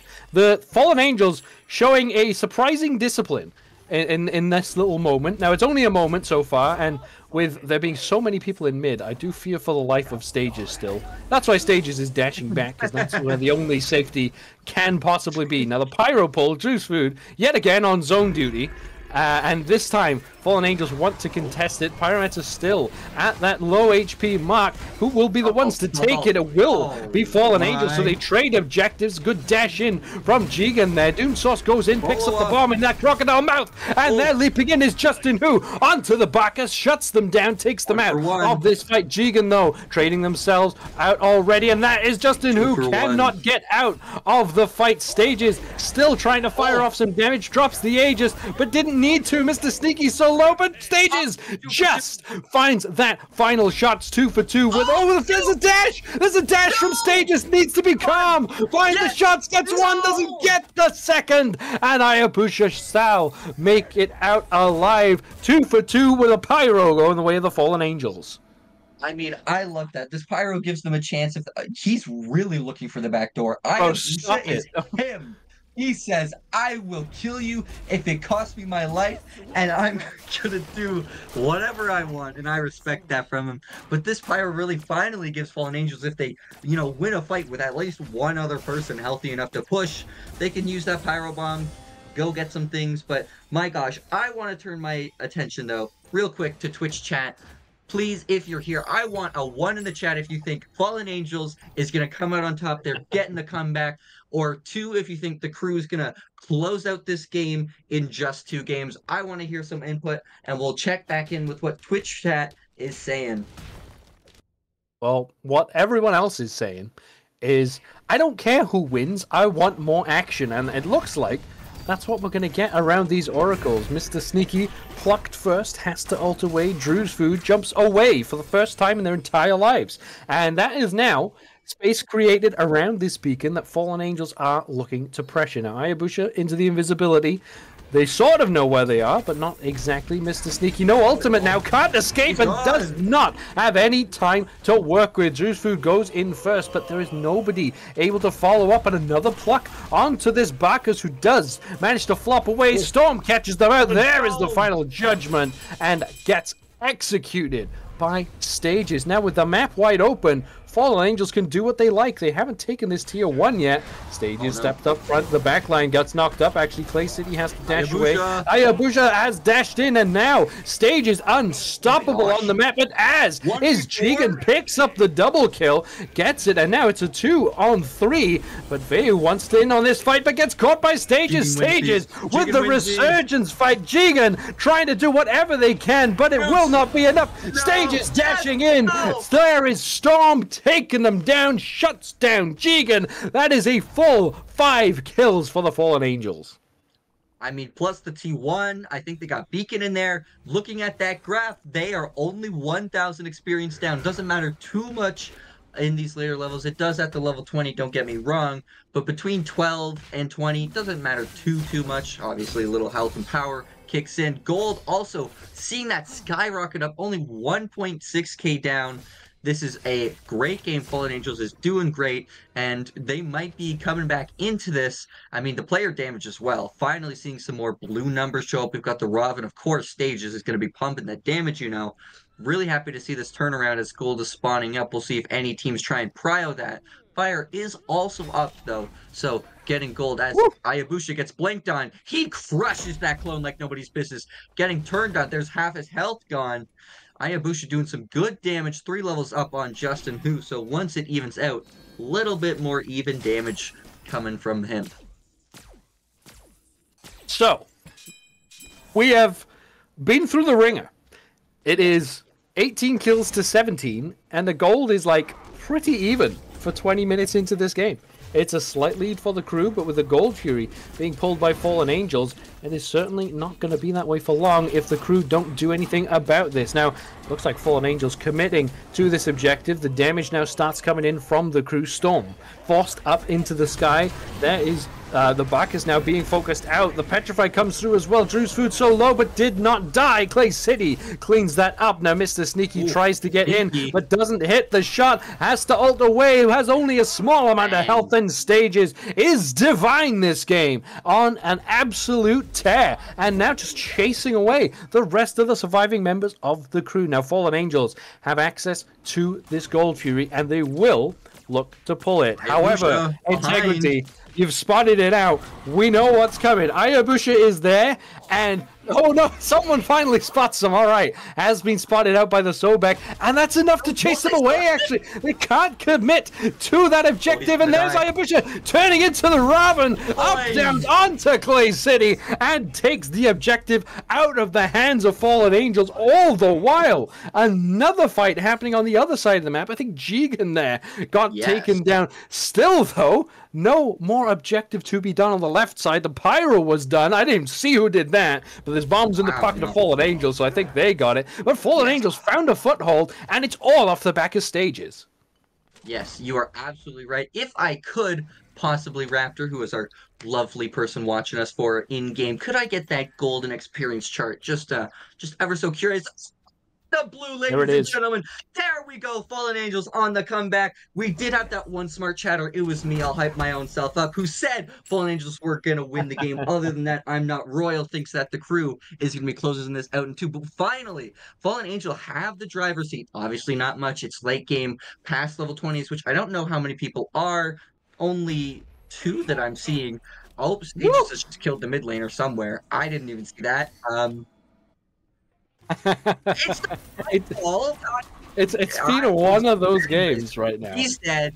I don't know what happened. I'm assuming he got ulted in the face because Stage's ult is down, but they're using this finally to get objectives. Fallen Angels definitely seem like a more objective-oriented team, given that they've had the lead for 20 seconds and they're already playing with gold, whereas the crew gets a lead with Drew looking to steal. The blink of destiny, is he going to smash the mark? He does, but he does not get it. And I guess Hachi's just going to keep doing his purple while his support gets killed. Now he's finally deciding to turn, but his Drew's already dead, so he's going to dash away. Leave as Ayabusha also decides he does not want the T. Storm has teleported away from Jigen to safety of his team as they're going to get buffs and come away from it. A lot more object-oriented team play from Fallen Angels.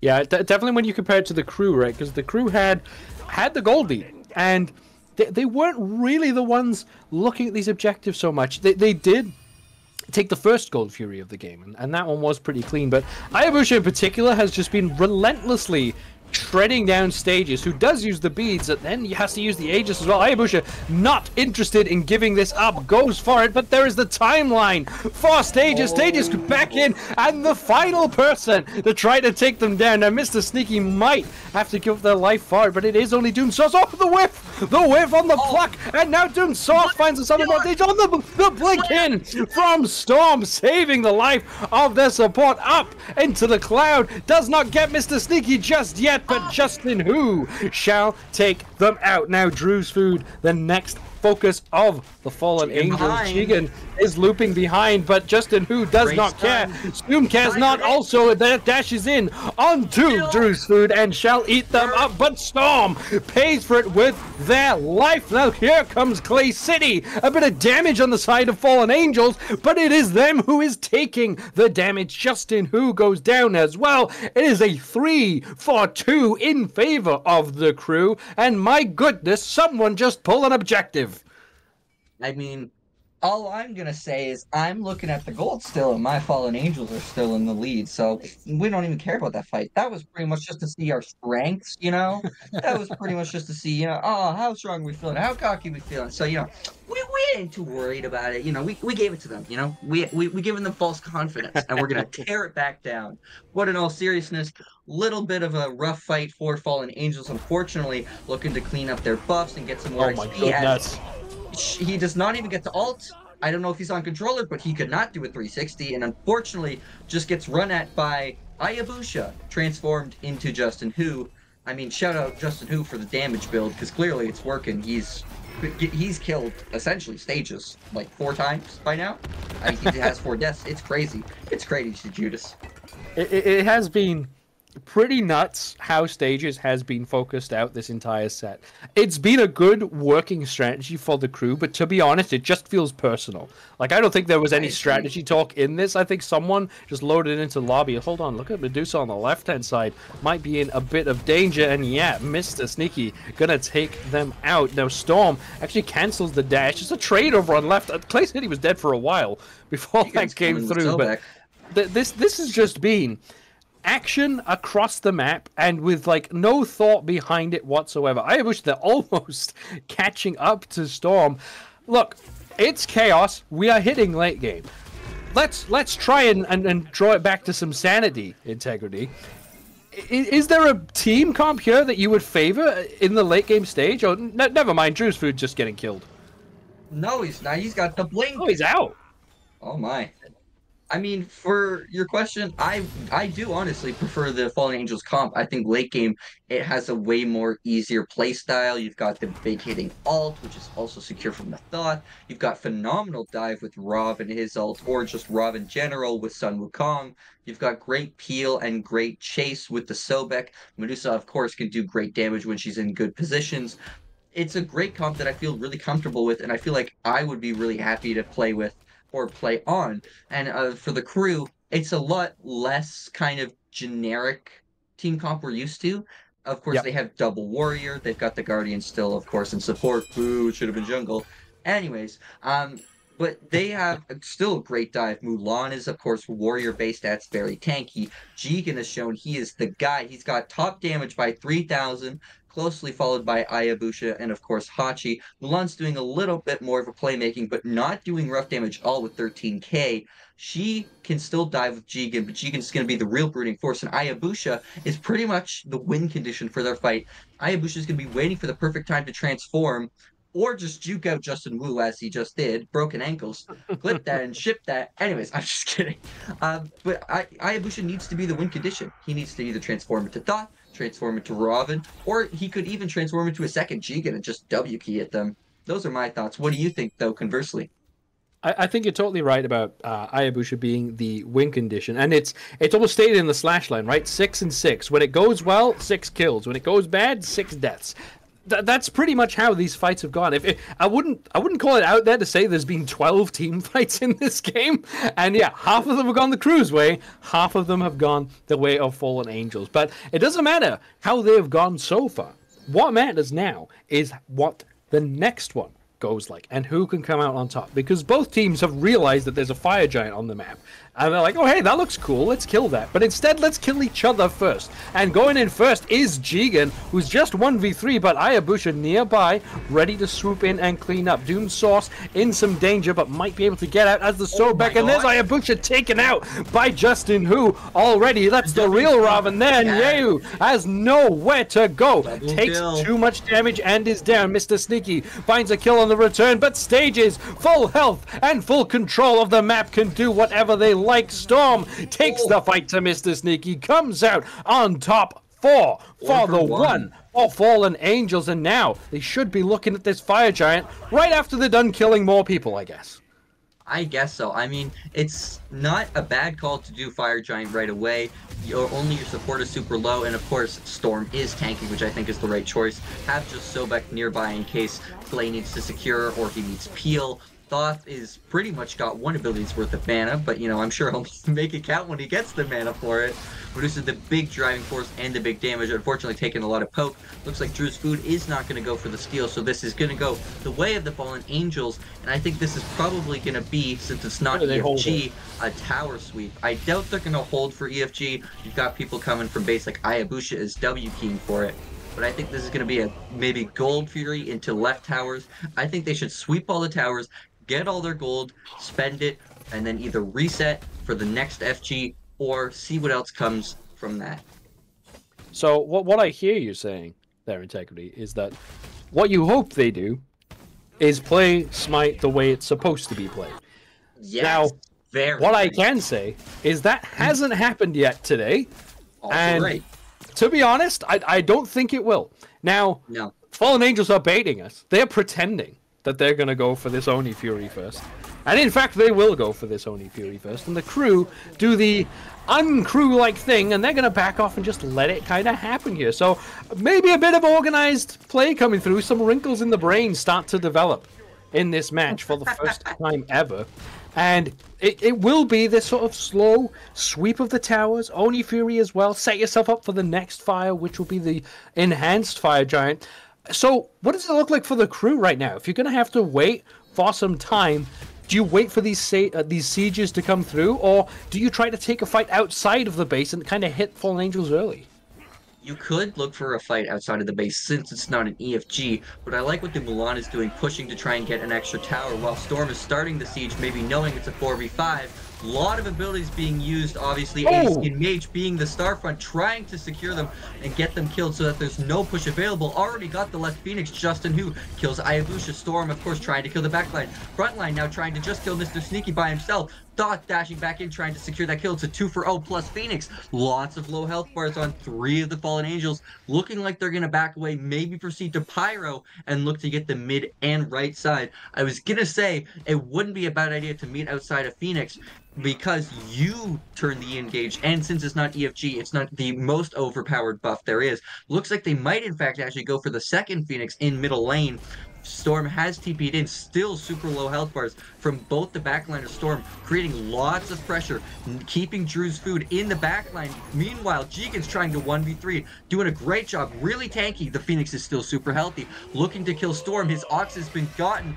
Drew's food, unfortunately, not unable to kill him. Jigen gets killed just after the second Phoenix in middle has been killed. Looks like Fallen Angels now are going to retreat and get the Pyromancer. Fallen Angels have swept up the towers and more. Getting 2 Phoenixes on your first Fire Giant is not really the usual way forward these days, but, I mean, they've done it. They've done everything they needed, and it's a very similar position, actually, to what the crew were in last game. All you need to do from here, maybe take off that last Tier 2 tower on the right-hand side, then just take the next Fire Giant, and it's painting by numbers from there. You should just win the game. What the crew need to do, though, is kind of what they've been doing, but they haven't had any success for a while. They've been taking some good engagements. That fight on left lane actually started out okay, but they didn't have a full complement of 5 people on side yet. It was a little bit stretched. You know, we did see Ayabusha transform into the Robin, take a huge final judgment, and then just ult in anyway. And it could have worked out, but then you get the beads from stages, you get the Aegis from stages. It was as simple as that. And crew now actually find themselves just hunting for a quick pick instead. It will just be Drew's food escaping. And hold on, there's a scrap of the left-hand side, which everyone wants a part of, apparently. Sneaky knows that they're dead. They're just farming for player damage at this point. That is a whole team collapse in. And I mean, Fallen Angels might even look at the end. If they're feeling up for it, if they're feeling spicy, they might go for it. No, they will play it slow. Mr. Sneaky needs to respawn for this next Fire Giant, but it all looks to be going the way of Fallen Angels now. Well, their Fire Giant is coming to a close real soon. Just wore off. So they're not going to go for the end, but they're going to set up probably with lots of wards. You're seeing that full inventory peaked out with wards, whether it's Pyro Bombs, slow wards, no Raven wards, lots of sentries. Really love this vision that the Fallen Angels are trying to prioritize. Get the vision early than the crew is there, because if you're placing wards and the crew sees, they can obviously censor that and counteract. But if you place the wards before crew has gotten there, they're trying to guess where you've placed wards or where you might have wards, and they might waste some sentries. So I really like that they're prioritizing the warding, the vision, and they're getting there earlier than the crew to get their good vision down. Drew's food might find themselves caught. Does get the belly flop away to safety just now. And I'm surprised that the crew are stepping up so high. Oh, but it might succeed for them. Storm almost there. Falling down. One more shot from EA who would have done it, but does not connect. And now, Enhanced Fire Giant about to appear on the map. It is the crew who are the ones hunting, and Hayabusa hunts down Storm.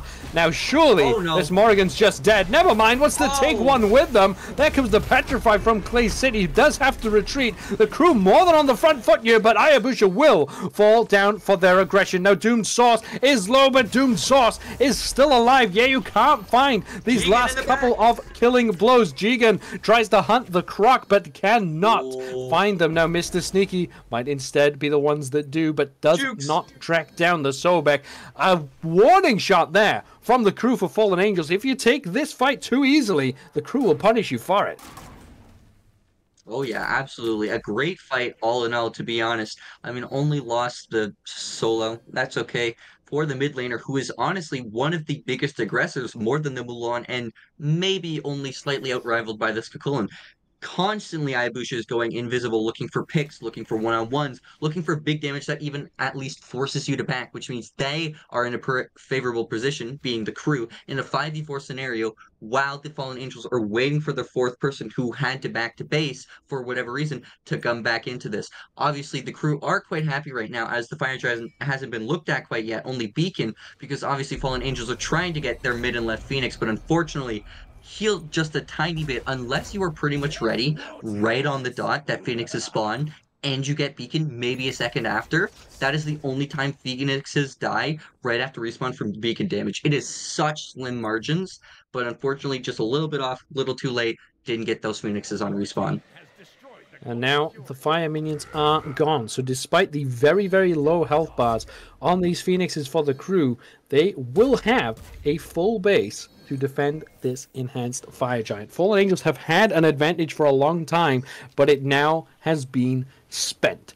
It has taken the crew some time to find themselves back in this spot, and it is yet again all off the back of Hayabusa. These mid laners are just who the game's about right now. They are the main characters in this crazy anime we've got going on right now, and I do wonder who can keep putting it together, because Hayabusa is still always hunting, always stepping up and looking to sneak something. But speaking of sneaking, we're seeing in the mid lane a push-up from Storm, who, you know, on this Wukong could take the Phoenix all by themselves. But what does the fight look like before that? Doom Sauce is low, and there might be a commitment coming out here. The Petrify's out. Pridwin will keep Doom Sauce alive, but the mid lane Phoenix will be going down to Storm. Now, what do the crew do to react? They're backing up towards this Fire Giant. They're not pulling it just yet. They're trying to get someone from Fallen Angels to step up and take the bait, but nobody is doing it yet.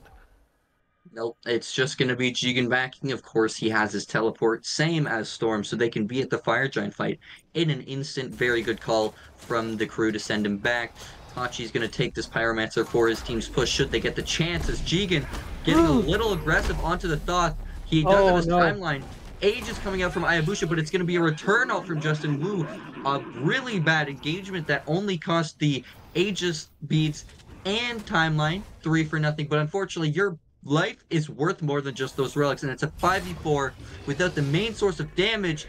The crew are on the back foot right now as Storm is trying to come in, and Justin Wu is getting in there. He unfortunately mistimes all his abilities, doesn't get the kill, but is still chasing. Great peel from the jungler. Looking at it again, unfortunately gets caught out. Jigen buying time for his team as well.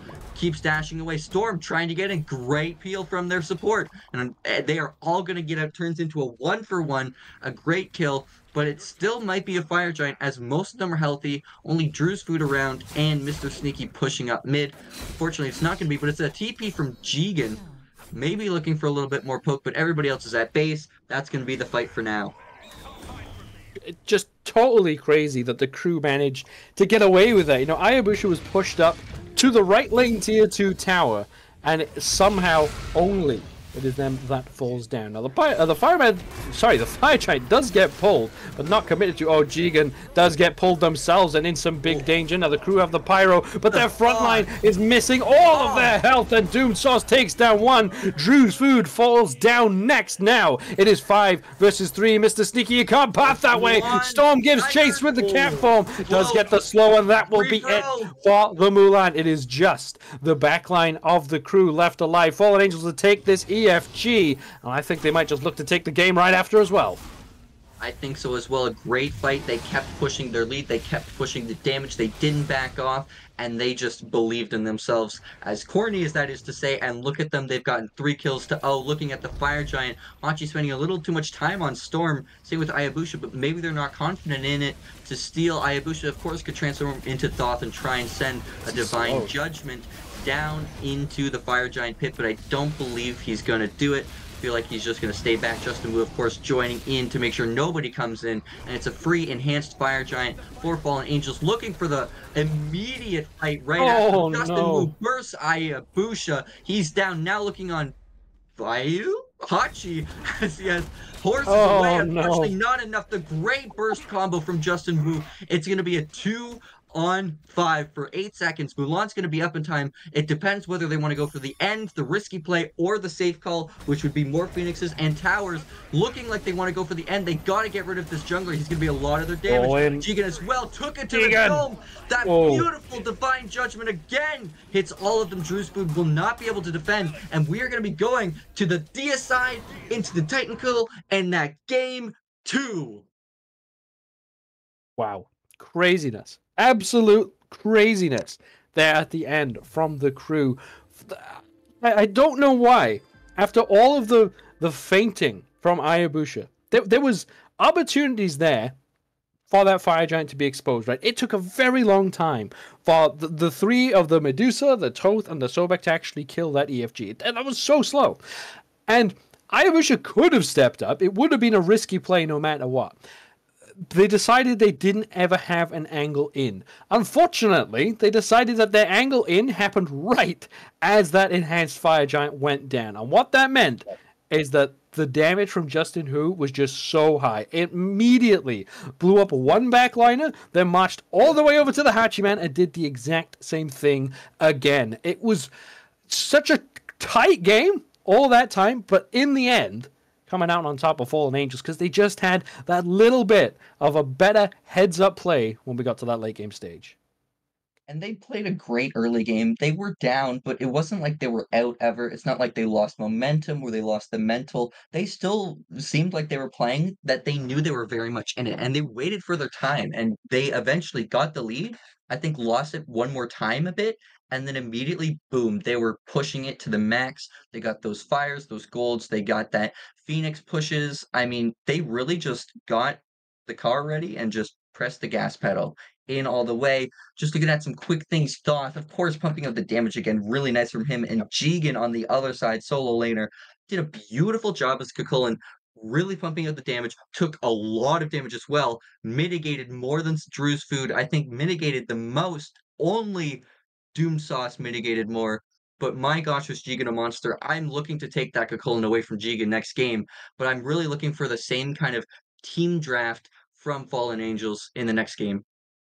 Yeah, got to give big shout outs to stages, right? What a return from that first game, right? You have, I think he was like 4-10 in game number one, and then he ended up like 10-4 at some point in the second game. It really turned it around for their team, and it was off the back of that Toth play that the rest of the team were able to excel. So we are heading to our third game, a proper game 3 to decide which of these two teams comes out of this week with a win in the column.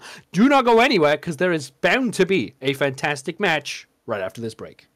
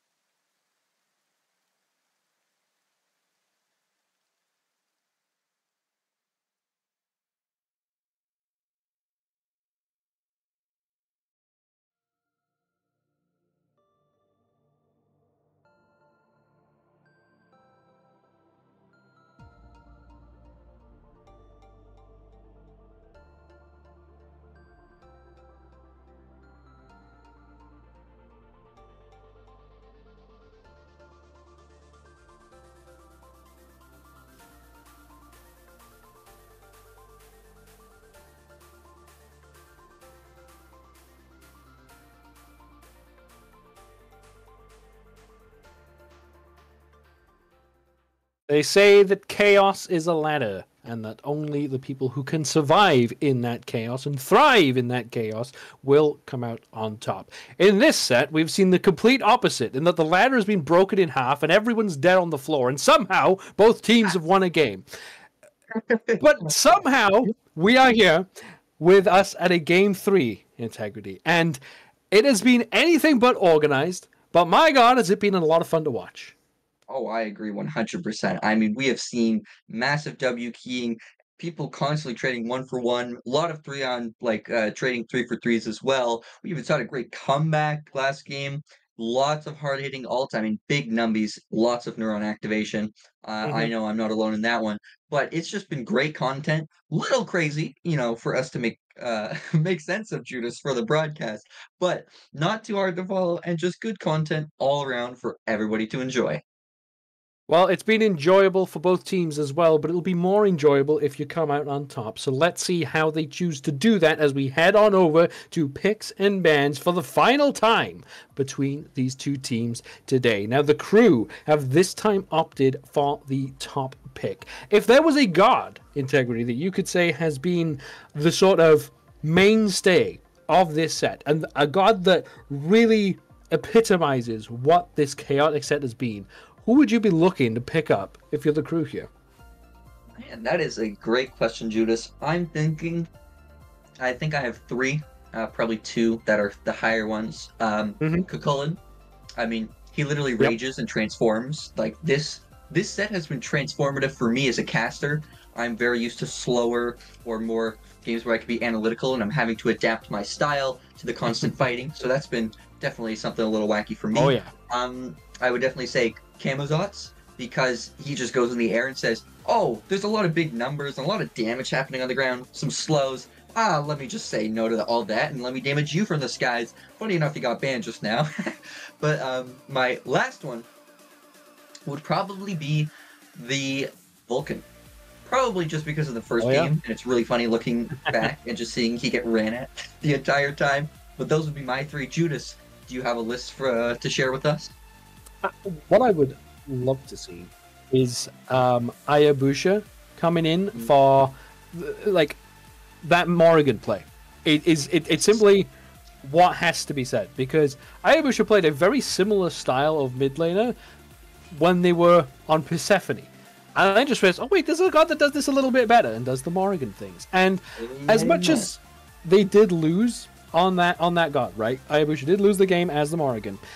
It was nowhere near Ayabusha's fault that game went badly. If anything, they are the reason it went on for 45 minutes. So I would actually like to see that come back. But I think if you are going to see that, you do need to see a bit more solidarity in the rest of the draft. Now, something we haven't seen all set long is this Giannis. Now, the crew have been banning Giannis all set long, and we thought it was because there was someone on Fallen Angels they were trying to keep it off, namely stages in the mid lane. But now that Giannis has been left through, the crew have top picked it. What do you think the crew see in this god? Why are they valuing it so highly? If they can get high mobility gods alongside it, for example, the Thor to dunk around and for ganks, it's a great pick. Even without that, if you have a jungler who's not going to be as globally present or as around, he can gank himself, he can join ganks, he can send the team to, by backdoor Titan, he can send the team from gold to Fire Giant in 2 seconds. His 2 hits as hard as his ult point blank. When you get to late game, he just does a lot of damage and also gives your team a lot of things like movement and survivability that a lot of people are looking for. So I'm not too surprised by that. I'm also not entirely surprised at the Fallen Angels picks. Mulan picked up again was a okay pick in my eyes. I'm not sure what you think about that, Judas, but I thought it was not too bad. Great dive. And Chiron is a great Bluestone user, another Medusa-like character, if you will. Yeah, Chiron, not exactly the same god, of course, but very similar in style. Has that quick bluestone burst damage, has maybe a bit more range than Medusa, so you can get involved from a bit of a safer location. Now, you touched on the Mulan there, and while Mulan obviously was played by the crew in the previous game in the jungle, the god clearly has strengths. But when you build it, that sort of damage style in the jungle, you then run into the weaknesses of Mulan, where you can get isolated and you can get blown up. So I would like to see Fallen Angels actually slot this god into where it probably should belong, in that solo lane. You could still put it support. That is still not off the table and actually pairs very well with a Chiron if you want to get very active and aggressive early. But I think the safest option here for Fallen Angels is to run it into that solo lane, especially because with the backline choices of the crew here, they've gone for a Giannis and a Rama. That backline's going to take a very long time to actually come online. So it means Mulan has a lot of time herself to grow, level up those abilities, and then start impacting the map in the way you'd like. So I would like to see Mulan head over there, but I'm a bigger fan of Fallen Angels putting stages on this Toth again. I think the Toth was so good last game, absolutely no reason not to run it again here. I agree 100% with everything you said. I think Stage's Thoth is going to bring them a lot of things, and it has range to pair with the Chiron. Not only his 2, obviously can hit from anywhere as long as he's hit the target, but also his ult pairs really well with even Thoth's 1 and 4, where you could send both at the same target, and unless they have Aegis, I don't care who they are, they're seeing a gray screen late game. So that's going to be a really great long-range combo. We're seeing some great bans as well. Sobek taken away and Ares for the crew, and Fallen Angels are doing Basset and Daji. I'm looking for another kind of diving, maybe even a Thor would be very nice for Fallen Angels to pair with this. Mulan can get in there, create space, and have them be the focal point in fights to give this Thoth and Chiron space to breathe and space to operate. And for the crew, I'm honestly not too sure. What do you think, Judas? What are they looking for those last 2 slots? I think for the crew, it is, of course, heavily dependent on exactly what Fallen Angels go for here. With both teams actually needing their support and jungler, probably, you do have to really react to what comes out next. Now, I do think Fallen Angels are in the advantageous position in getting to pick first, and they've instead just decided to rip that up and go for a Cabrakan, because Cabrakan is not really the god you want to see. I think if you're Fallen Angels here, I think there is so much good that Cabrakan can do. I just don't think he does it against a Giannis and a Rama. The Pele may be a little bit better, but, you know, call that one a little bit of luck. But with the Cthulhu coming out here from the crew, now I'm very lost. Is that a Cthulhu support here? It honestly might be. I'm new to this casting, so I don't know if they've locked it in or if it's still being hovered. Oh, that's locked in. So that's that in.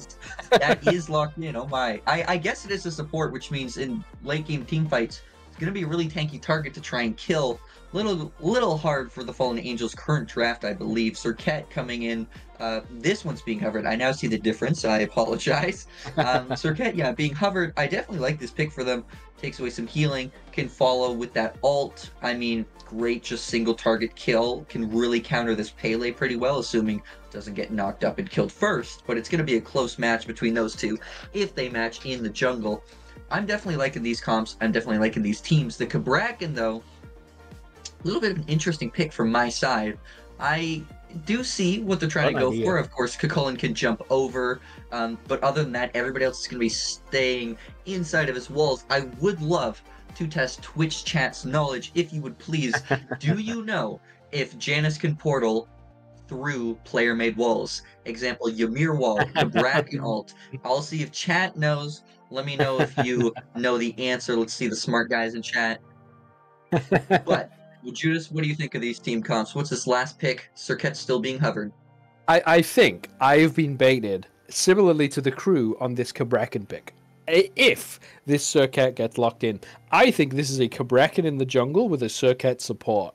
Because I think that might be what they decide to go for instead. The Fenrir doesn't actually dissuade me all that much. I think a Fenrir support is something I would prefer over a Cabrakan. Now there is value in the Cabrakan, of course. I did sort of dismiss it very quickly. But being able to lock someone in to a relative zone, right? Even if you can't, stun them and really trap them, you do have the Toth and Chiron damage coming out, which you don't need to lock someone down for it. But if you just put them in a little zone, you just say, Toth, just fire off into this spot here, then yeah, that will be enough. So I think, going with this Cabrakan choice, if they instead opt to go for something more aggressive, that's actually a Loki, which does rip up my great plan of Cabrakan in the jungle. It will instead be a Loki in the jungle themselves, and I'm honestly not hating it that much. I just think this Loki might struggle into the Cucullin and the Cthulhu. Now, we don't know which of those two is going support and which one of them is going solo. Probably the Cthulhu support. I'm just surprised that the crew would bring that out in a game 3 in this sort of matchup, right? It's been so chaotic. As much as Cthulhu, you know, the god of insanity, let's say, you know, probably a big fan of the way this set has gone so far. I just don't think it's what the crew really needed. That's really what they want to bank it on. But with two eclectic drafts, shall we say, coming out, this is where it falls to you, Integrity. Please tell me, which of these drafts actually makes some sense to you? Well, that's a great question. I don't know, because I really love Fallen Angels. I really love their top 3 picks. However, the Cabrakan and Loki are a little bit of a surprise to me, and I'm curious what Fallen Angels are given these kind of priorities to, as opposed to like the Ravens and the Thors that were still up. Curious what they make work of here. But honestly, looking at these two, I do like the crews better.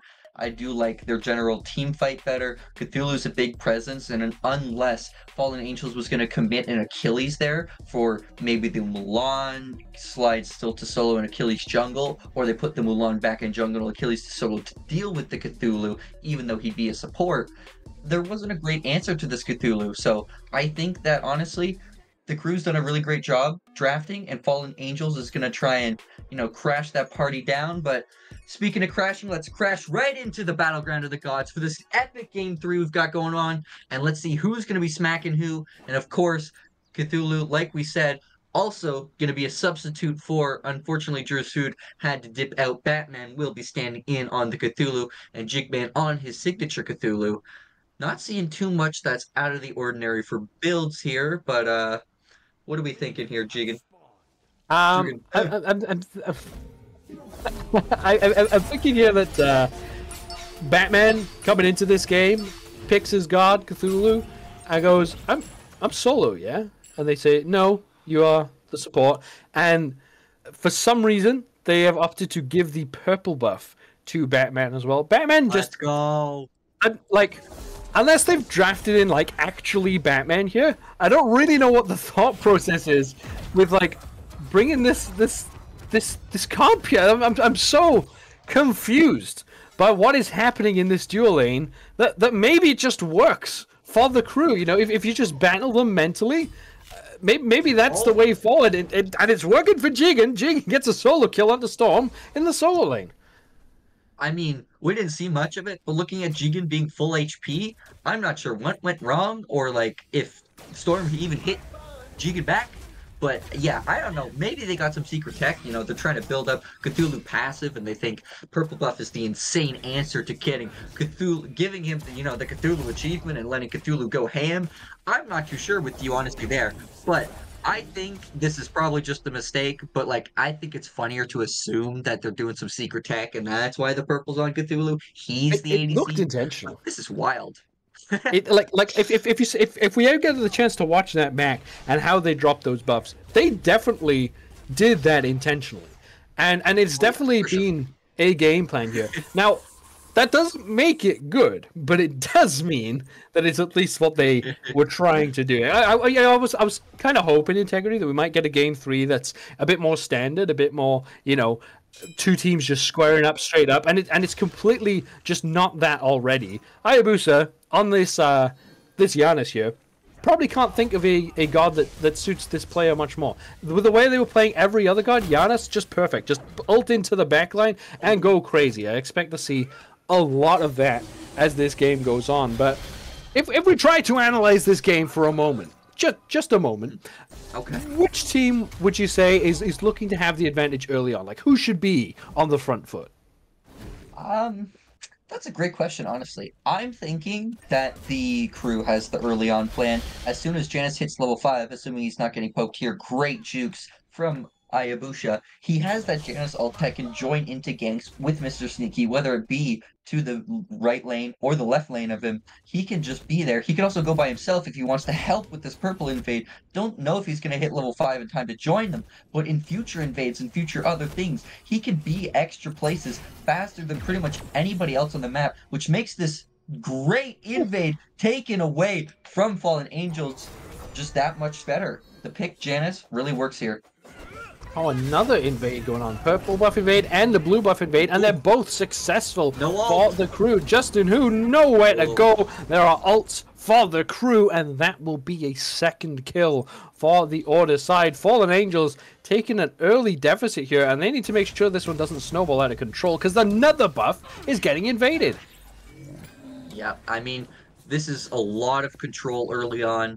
I mean, this is what I was saying. They have a lot more control. Oh, he should be in there. Come on!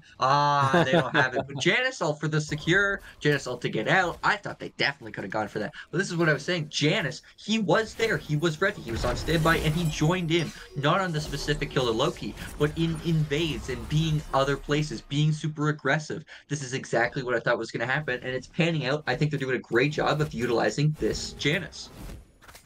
Yeah, already making it rotate right. And again, that's just what Ayabush has been doing this whole set. Whether it was on the Persephone, whether it was on the Morrigan, and then adding the Janus to this, it just means that this player is going to be doing whatever they want, whenever they want. And what I do like from the crew and the trust that they have in Ayabusha is that they're just letting them do this.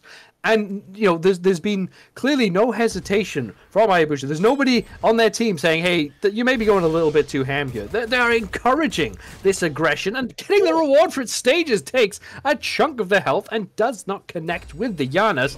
There's just so much space being created in this mid lane.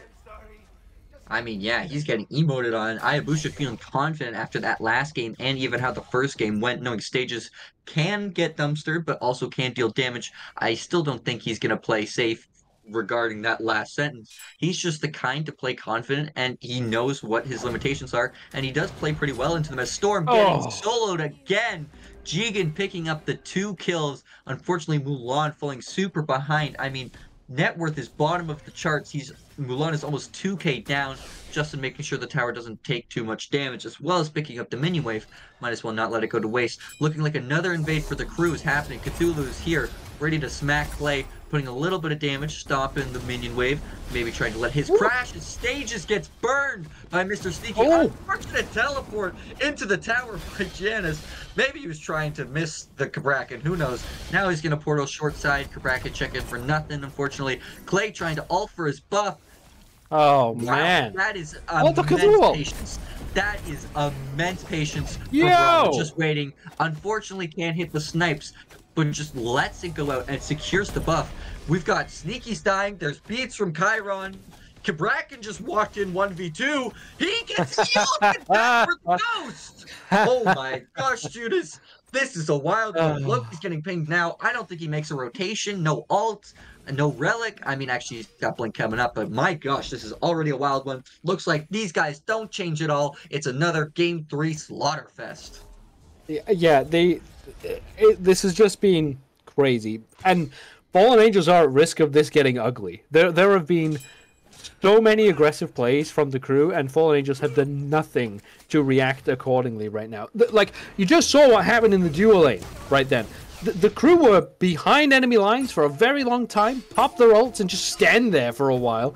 And there was no punish. We did see a rotation eventually from Loki, and he didn't even try to fight. It was just too much for them to overcome. So whatever Fallen Angels' plan has been, they need to change it up quickly. Because if you're giving up so much of the map to your enemy team, they're just going to take it and run with it. Now, we have seen from the crew previously, they get these leads and they don't really pay too much attention to the objectives. But Fallen Angels can't bank on that happening, especially with the way that Mr. Sneaky on this Pele especially has been playing. 3.5k gold lead at 7 minutes? That is gigantic. Yeah, that is wild. She's really using it, though. Look at this early BDK. She's been trying to get buff invades on the blues with Kukulin, as well as being at some purples, I believe, but it's really on this Loki, I think, letting the invades happen. He got, I think, purple invaded, Oh no. and he got red invaded, or sorry, whoa, Batman is just in the middle of 3 people. He thinks he's him. Oh. Great Cabrakan combo. He is stuck. Oof. Absolute cherry on top. Stages puts the Divine Punishment into the dome, and we are moving on from that one. But yeah, this Loki let the Chiron get his buffs invaded twice, as well as Mulan was getting soloed and blues invaded twice. You gotta stop one of them, and he just hasn't yet. Here he is again, left mids, maybe trying to save the purple, at least trying to finish one as Storm gets absolutely doinked. Janus has great rotations, great job. They're looking at this early gold possibly. I mean, I don't know. This is a lot to go wrong real fast. Gold would be a great start to kind of getting back into the game. Rama does have ult for the steal. Team's also coming, but no Janus ult. We'll see what happens here. Oh, Batman is on the scene as well. Descends into madness. There's a lot of low health, but you have to commit to the Gold Fury. They've let it go. They've let it go, and the crew are going to pick it up. Doomed Sauce will be doomed and shall fall down. Batman creates so much space. Clay City gets 3-tapped by Veu at long range. Nothing going the way of the fallen angels right now. The crew do whatever they want on this map and find themselves 6,000 gold in the lead. Only 9 minutes in. I mean, that was just, you gotta commit at least. If you sack the Cabrakan, that's fine, but you had to commit. You pulled it way too late, and they just got everything and the kitchen sink. I mean, I think they're in their mother's will at this point. Cabrakan looking for a little something. He is 4 levels down. He's not doing anything. Janus is 5 levels on him. I mean, they really need to just farm, look for maybe some securing BDKs, absolutely securing buffs, and they gotta try and play from there. Yeah, need to start somewhere, right? And the place to start is at your own camps. If you can at least start securing some of them, then you can maybe start looking forward. But everywhere else on the map has just been so rough. Now, we do see Fallen Angels actually claiming their own gold chest camps, and that's what you need, right? You need to get these comeback mechanics in your favor. The problem Fallen Angels have is the crew have been doing a very good job of actually spreading out their kills. Nobody yet on the side of the crew on a killing spree, which means there is no big shutdown goal to be had. There's no one that you can think of as Fallen Angels just going, all right, if we take this guy out, we can then make some progress. Right now, it's just not going to happen. So I like this from Doom Sauce, just doing whatever you can to slow the game down. Don't let this Bull Demon get killed off. Just hold it and take it away from the enemy team as long as you can. Because it will still go the way of the crew, but it's at least been slowed for the time being. Now, Storm needs to be very careful because there is a Cthulhu teleporting over who luckily sees the Bull Demon as a bigger fish than this Mulan themselves. So the crew are doing everything they need to do. It's all up to Fallen Angels to react accordingly. Well, that was a great try and engage from Loki. Unfortunately, he is 3 levels down, and those levels matter. That's a lot of health, a lot of other stats he's missing out on. Gets the beads, fortunately, from Ayabusha, but doesn't do too much for him, honestly, in the long run. He should be saving that ult just to secure a kill and make sure he's actually getting some things so he can help his team come in.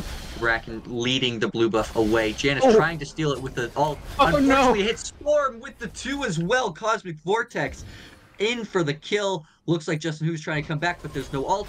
He's got nothing. He tries to blink. The blink from Ayabusha. Great Janus blink. Sneaky kill stages as well, which means only the Cabrakan can really catch him now, and he won't be able to get there. They have committed robbery and gotten away with it, warding from Clay, but unfortunately going to lose another purple as Batman's coming around. Unfortunately has to dash out. Ulting his own purple buff, and I don't even think he got it. He did not get it.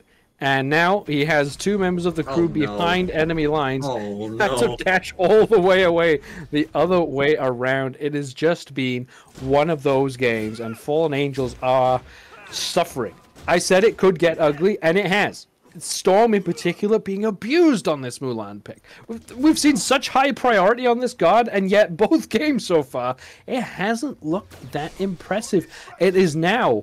I'd mentioned Fallen Angels have to react accordingly and start to turn things around. We're almost to the point where you have to think of what do Fallen Angels need the crew to do wrong in order for something to go right. Because Ayabusa on this Janus, just complete free reign of the map. And it's one thing to say, oh, this Janus will have a lot of space to work with, but you still have to pull it off. And I'm just so frightened of this Giannis right now. I feel like there's so much that could go well, Yes. and that is what went well for Fallen Angels. The combo comes out big, but does it go well after the fact? Trading out 1 for 1, but Stages, if they can survive, at least you've got something on the board, and they shall live for the moment. You don't want to take too many shots from that Cthulhu, though. And Mr. Sneaky still sticking around for this beacon. Great wall. Locks them in place, and now trying to retreat, but can't retreat very far, and Stages beautiful. firing off. Gets set up, does get the root, doesn't get the next one, but Stages now on this Toth has to shine, but never mind, the snipes come out. Vayu only needs 1 to connect, and will get it. The beacon still being brawled over. Jigen all the way over. Vayu firing off shots, rolling in onto Doomed Sauce. Clay City doing whatever they can. Jigen diving deep. Takes from the Bluestone. But Doomed Sauce is alive. The Giannis ult! Oh my god. All right, I'm out. Integrity, you take it from here. My goodness. I mean, that was a great fight to start with, but as soon as the 4 levels up Rama rotates, it was GG's. You can't fight that beacon. I mean, Kabrakan almost got sauced on 2 different occasions. You had Clay trying to shoot ult, but it was tickling people. Now it's a beacon into Pyromancer. It was a great try from Fallen Angels. Got great kills, but unfortunately that's where it ends. And the crew, despite all that the Fallen Angels tried to do and did well, just still end up with more. And that's just kind of been the story of the set. Wouldn't you agree, Judas? Absolutely. It always seems to be, especially in this early phase, the crew just dominate the map. I don't know what it is, but Fallen Angels always seem to be just a bit off the pace, but I feel like this time it might be too much for them. There is not a whole lot in the way of comeback potential. Now, you do have Stages on this Toth that we've seen can play this god, can pump out the damage, and if you combine the Loki ult onto the Giannis with that final judgment, the Toth can kill him. So it is certainly not over for Fallen Angels. It's especially on like an individual basis, but as we get through these team fights, the fights go on a little bit longer, and the crew just seem to have the number of Fallen Angels everywhere. I think there needs to be a lot of time before Fallen Angels can feel confident taking a full 5-on-5 engagement. I just don't think the crew are going to give them that time, because even when Clay City's just trying to clear waves at its own tier 2, you got a Cthulhu just shoving damage into your face. I agree 100%. I mean, they're almost down 10k. The Cthulhu has as many items as the enemy ADC, is the same level. The enemy ADC is a whole level and a half up on his counterpart. Kabrakan trying to live. Great Anasol into Clay City, who just wasn't ready for it. Kabrakan caught out now. Loki hovering, but he cannot fight this. Even with his solo laner coming in, this is going to be a horrible fight turned on its head. Great ult from Justin, but unfortunately that's just my goodness. Killed Stages in the mid lane with the help of his solo, and it looks like it's just going to be a chase. Blink out from Justin, a good call, and I think also blink from Storm. Yes, double blink, just safety, and it's going to be an easy gold call here from the 3 picks of the crew. It's shocking how fast that just went in favor of the crew then. Like the crew was just a Cthulhu at a tier 2 tower, and Fallen Angels like, all right, this is our opportunity. Let's kill this guy off, and just didn't even come close. I'm pretty sure Batman didn't even ult that fight. Like he still has it right now, and could have had it if they were ever in any danger. Look at that. Doomed Sauce just hit Jigen, and Jigen gained health. Like that's actually what just happened, and that's the spot you're in as Fallen Angels right now. You don't have the damage to fire back in a proper fight. Now, you still need to be looking at kills onto, in particular, this Giannis. The Giannis beads are still down for another minute or so. If you can combine Stages and Justin Hu onto Ayabusha, there is an opportunity, but you need to get to that opportunity, and Stages finds himself instead suffering at the front of it. Mr. Sneaky goes deep, does take a lot of damage, will get traded out for it. 1 for 1 is exactly what you're looking for if you're Fallen Angels. Ayabusha, no ult to work with, and is low, but has to retreat. Now, no blink from Storm available. There's the blink from Ayabusha, the flexing on this Loki. 2-time captain, Ayabusha cares not. Now, finally, is this Giannis caught? Yes, Storm, the one who needed to kill the most, does pick it up. This Mulan now might start having a bigger impact on this game. Clay City here to defend the tier 2. The crew not deterred by the loss of fighting, but I think still any trade is beneficial for Fallen Angels. I agree 100%. And that Chiron got the kill. He's right now just hit level 16 and is finally 2 levels within instead of being 4 to 3 levels down.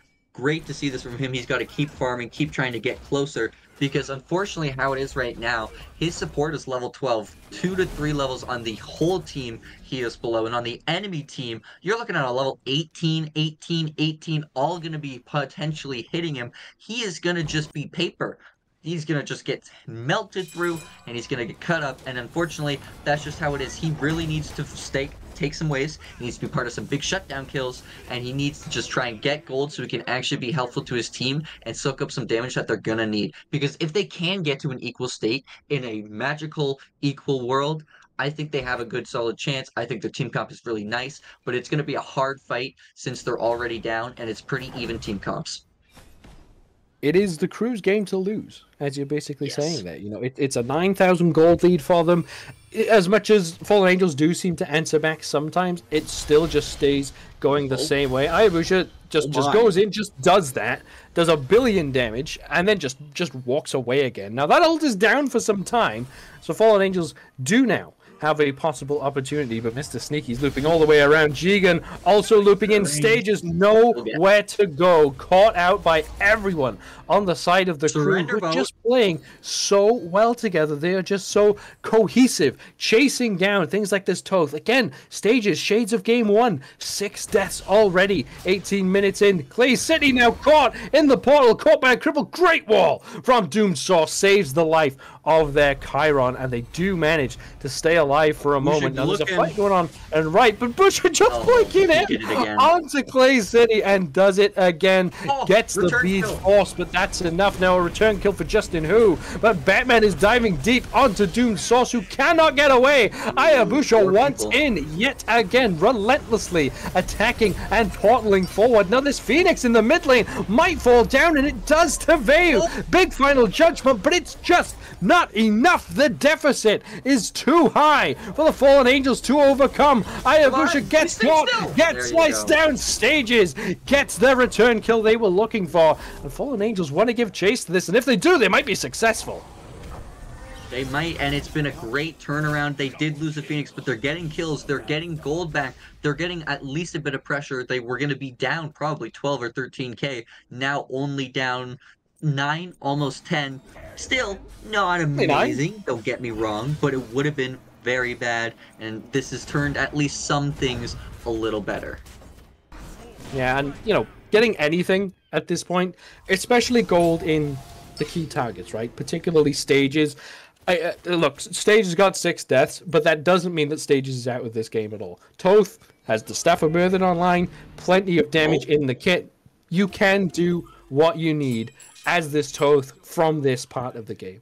So there is still, somehow, if you can believe it, comeback potential for Fallen Angels, but they just need to be so much more organized about it. It seems like people are getting caught in places they definitely shouldn't be. Now, Veu might actually be the one getting caught themselves. No damage done yet by Clay City, but there is the blink coming in from Doom Source, the ult forced, and Justin Who is on the way. Now, the Astral Barrage will be down, and there is nobody on the way to save this. Hold on, getting a lot of damage off there, but that will be the Assassinate. That will be enough. Can Batman do anything? Oh, hold on. There's a Giannis on the way. I'm very fearful of where this Giannis is going to go. Clay City does get back to base just in time. Here comes Ayabusha. Doesn't connect with the shot, though. But still, Justin Who says, no way. I am out. Doom Source might still fall down in this fight, but you've done what you needed to do already. And yeah, caught by the portal. That will be that. Ayabusha eventually is the one to pick up the kill, but Fallen Angels doing what they have to. Can they continue that forward, though? It's tough to say. At least it's a 7K lead, you know, every couple minutes right now. They seem to be reducing it. This Gold Fury's not going to help that at all unless Clay City gets us ult in time. I don't know if he is. He's hovering, so he thinks he might. Eventually backs off, realizes he won't, unfortunately. So that gold is going to bring it up to around 7, 8K now. Still not horrible, not where you like it, of course, but it actually still shows improvement. The kills are high. They've lost a lot of fights, Everything. sorry, and gold because there's so many towers down. If you look at the crew, they have everything except for one T2 in right lane up, which means that's a lot of standing gold that the Fallen Angels, if given the chance, could get that gold back from. And somehow they need to carve out an opportunity to Fallen Angels, because right now the gold is just spiraling out of control. Ooh, almost got the poison there onto Mr. Sneaky, which would have stopped the blink out. And Justin Who does manage to back to base along with Doom Sauce, but Hayabusa just giving like Hayabusa's range on if they think they can kill someone is if they're on the map. And Clay City on the map. That means they're an opportunity, and that will be the ult coming through. You use the bees on the portal, and that is all that Hayabusa needs. Gets the descent to madness from Batman and doesn't even need it. My goodness, how do you stop a player like Hayabusa on this Giannis? What do you do against that? Unfortunately, there isn't an answer. Like, I'm not going to sugarcoat it. There is no answer. You only have one set of Aegis.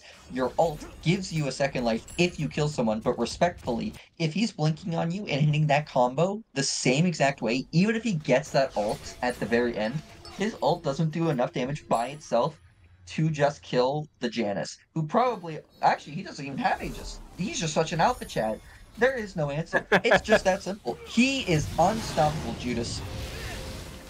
Well, let's take this unstoppable Giannis and let's give them a fire giant buff, shall we? That's what the crew are thinking. Batman on zone duty with Mr. Sneaky nearby. Now Storm did get a flank in, but might just suffer for it instead. Gets focused out, has to ult away. Does this Mulan, and that's where the collapse comes in. But the damage from stages is good, and Rama already dead. Justin Who picks up a kill as well. This fight already starting well for Fallen Angels. Can they continue this momentum forward? Batman, the next target to fall, does get a portal, but it doesn't take them away far enough. There is Jigen now fighting away, but there is damage coming up from Giannis. Goes for the ult, does hit it, does connect with Doom Sauce, but Stage is still alive. Jigen almost takes down Justin Who, but does not. That is a 4-kill swing in favor of Fallen Angels. They prevent the Fire Giant as well. They get a split push down mid. That was exactly the fight they were looking for. Beautiful job throughout. 6k down now. They got, I think, yes, a 4-for-1. Possibly could look at Beacon, obviously not Fire, but they could get some wards up as well. It was a great fight for them. They took it on their terms, which I think, honestly, Judas, has been lacking a lot of this time. In Game 2, they took a lot more fights on their terms. They took a lot more fights when they wanted to start, when they had great communication and target selection, and that's what happened that time. They chose the fight, even if maybe they did or didn't initiate it, but they chose they wanted it, they chose they liked it, and they felt confident. They weren't just always reacting, and that's what this team does a lot, is they just react. Really happy to see that. I think if we continue to see them choose when they want to fight and choose when they want to go in, good things are to come. Well, the crew now have been warned, because what was a 9k basically insurmountable gold lead has been very quickly turned around. And I think, you know, we had touched on before the fact that stages can just blow up a backliner. And they did. Veu had the Aegis, but there's just no way to know that that Giannis ult is on the way. If you're so far away from it, you can't hear it being fired. You have no clue the threat that is on your way, and you can't possibly Aegis that. So Veu needs to be now so much more careful when engaging onto these fights. They need to almost force stages into a situation where they feel like they have to use that final judgment, and then Veu can begin to engage and start to get involved. Because with the amount of damage that one ability did, that was enough to turn the fight around. I mean, look at the damage charts down there. The Giannis and the Toth are pretty even on damage. Even with Hayabusa having a fantastic game and just fired an unstable vortex halfway through a portal, by the way. That's just what this guy is capable of. Absolute insanity on this Giannis. And like I've never seen that before. I'm sure a lot of people are a bit shocked, but that's just what Hayabusa can do. Now, Fallen Angels still haven't found an answer for this Giannis, but if they can answer the rest of the team, they can still be in a good spot. I agree. I mean, they're doing their best. They're grouping up, looking for this pick, but same as Hayabusa, who is definitely much more confident he can get in and out with his ult. A lot more up to him. Loki and Viz, of course, they heard it, so they're going to back off a little bit. But this is looking like it's going to be a one fight decides all, Judas, and I honestly am not too sure who's going to come up on top. It's only 6k deciding them. Everybody but supports are level 20. Most people have 5 items. It's going to be a crazy ending. That's for sure. I cannot believe this game has gotten to this point where it actually feels close. It was absolutely insane, and woohoo! Aegis forced out there from Clay City. Hayabusa loses the beads, but the fight is on for the crew. They are pushing forward. Doom Source low, but out.